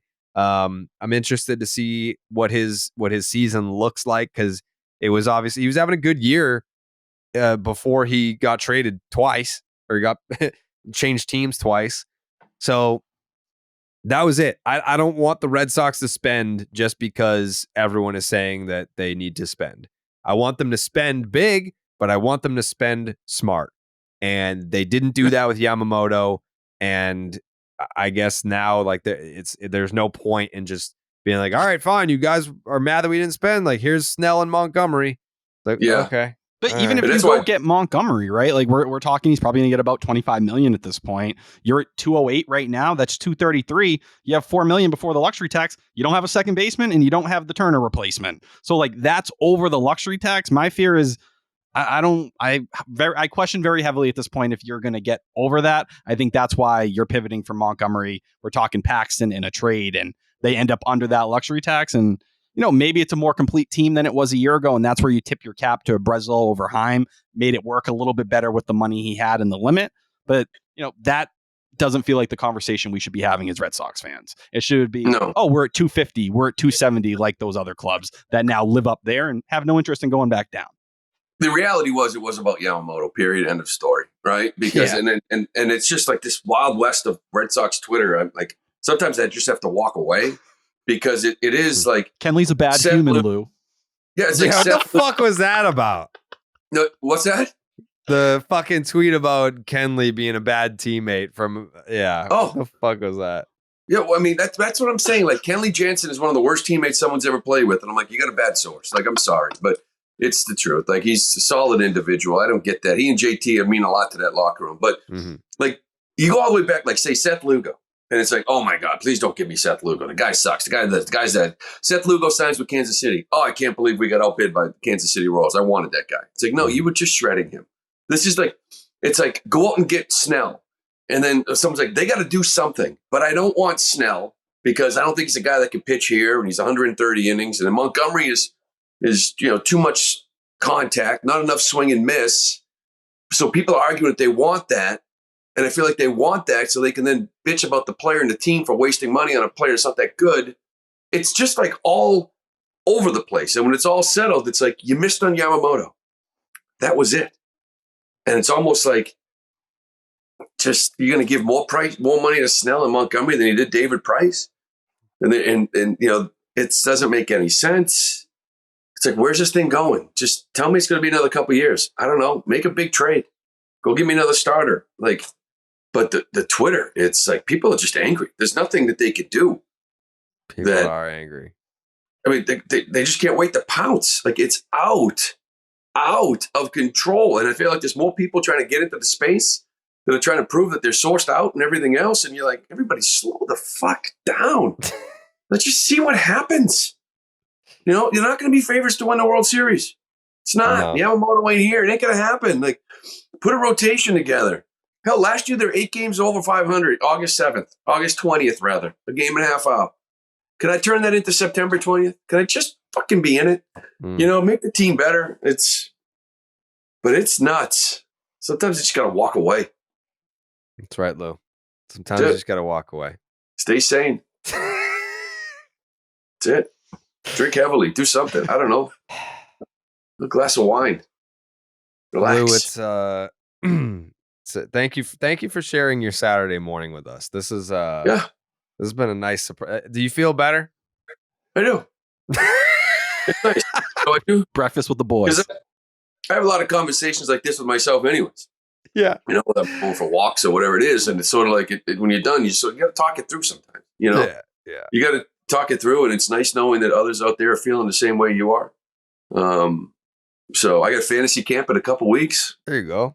Go down to Fort Misery. Going to hang out down there. Although it's a little bit nicer. It's not Fort Misery anymore. It's a little bit nicer. Man. And just see what they do. And hopefully in 3 weeks, when we go to winter weekend, they're up there at the podium and they've added another 2 or 3 players and you can start to see it taking shape. Yeah. But it's never going to be a World Series contender opening day. It just isn't. No, it's definitely not going to be.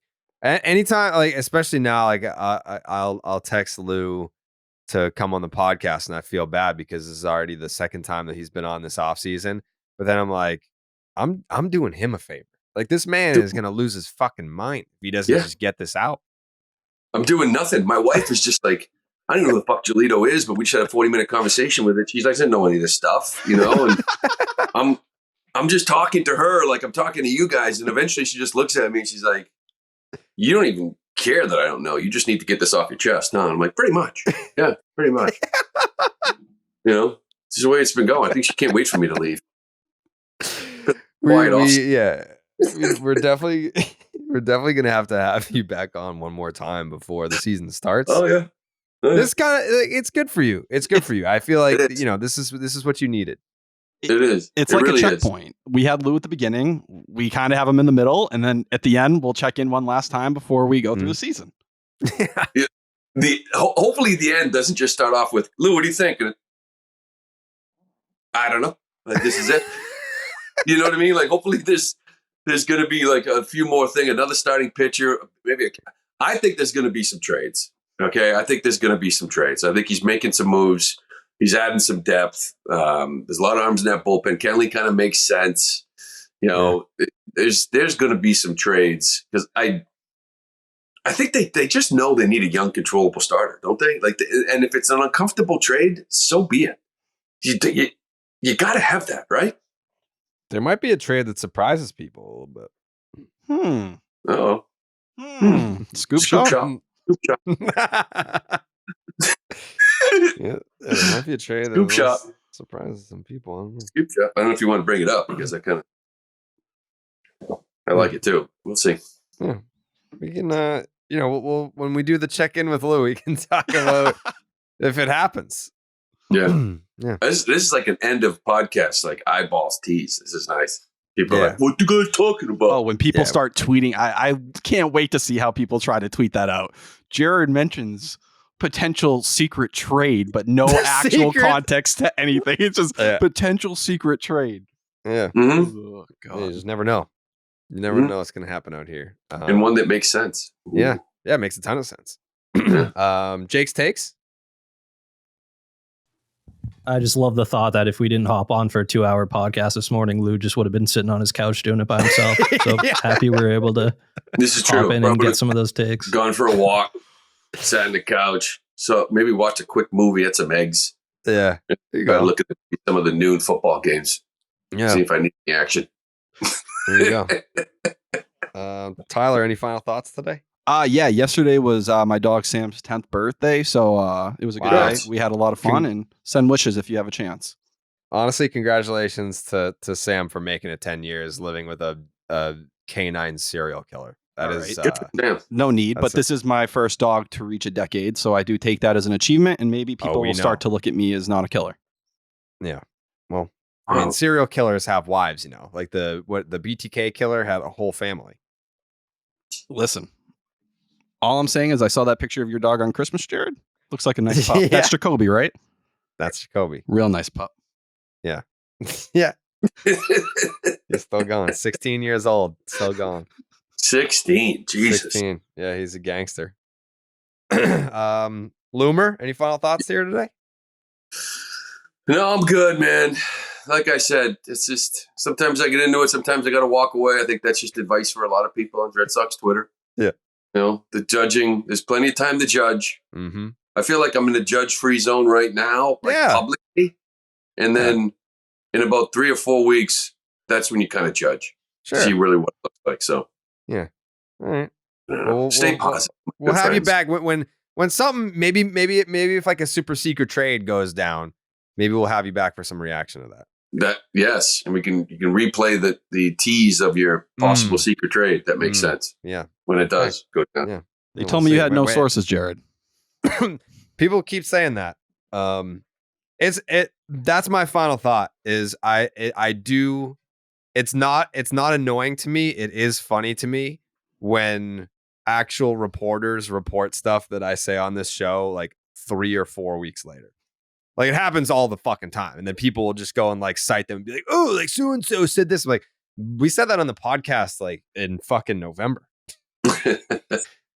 So yeah, that's if you listen, hey, that's the benefit of the podcast. Sometimes you get a little tease, sometimes you get an actual nug. You never know.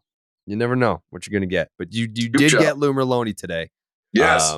King of Red Sox Twitter. Follow him on Twitter if you're not already. I'm sure you are. But Happy New Year, Lou.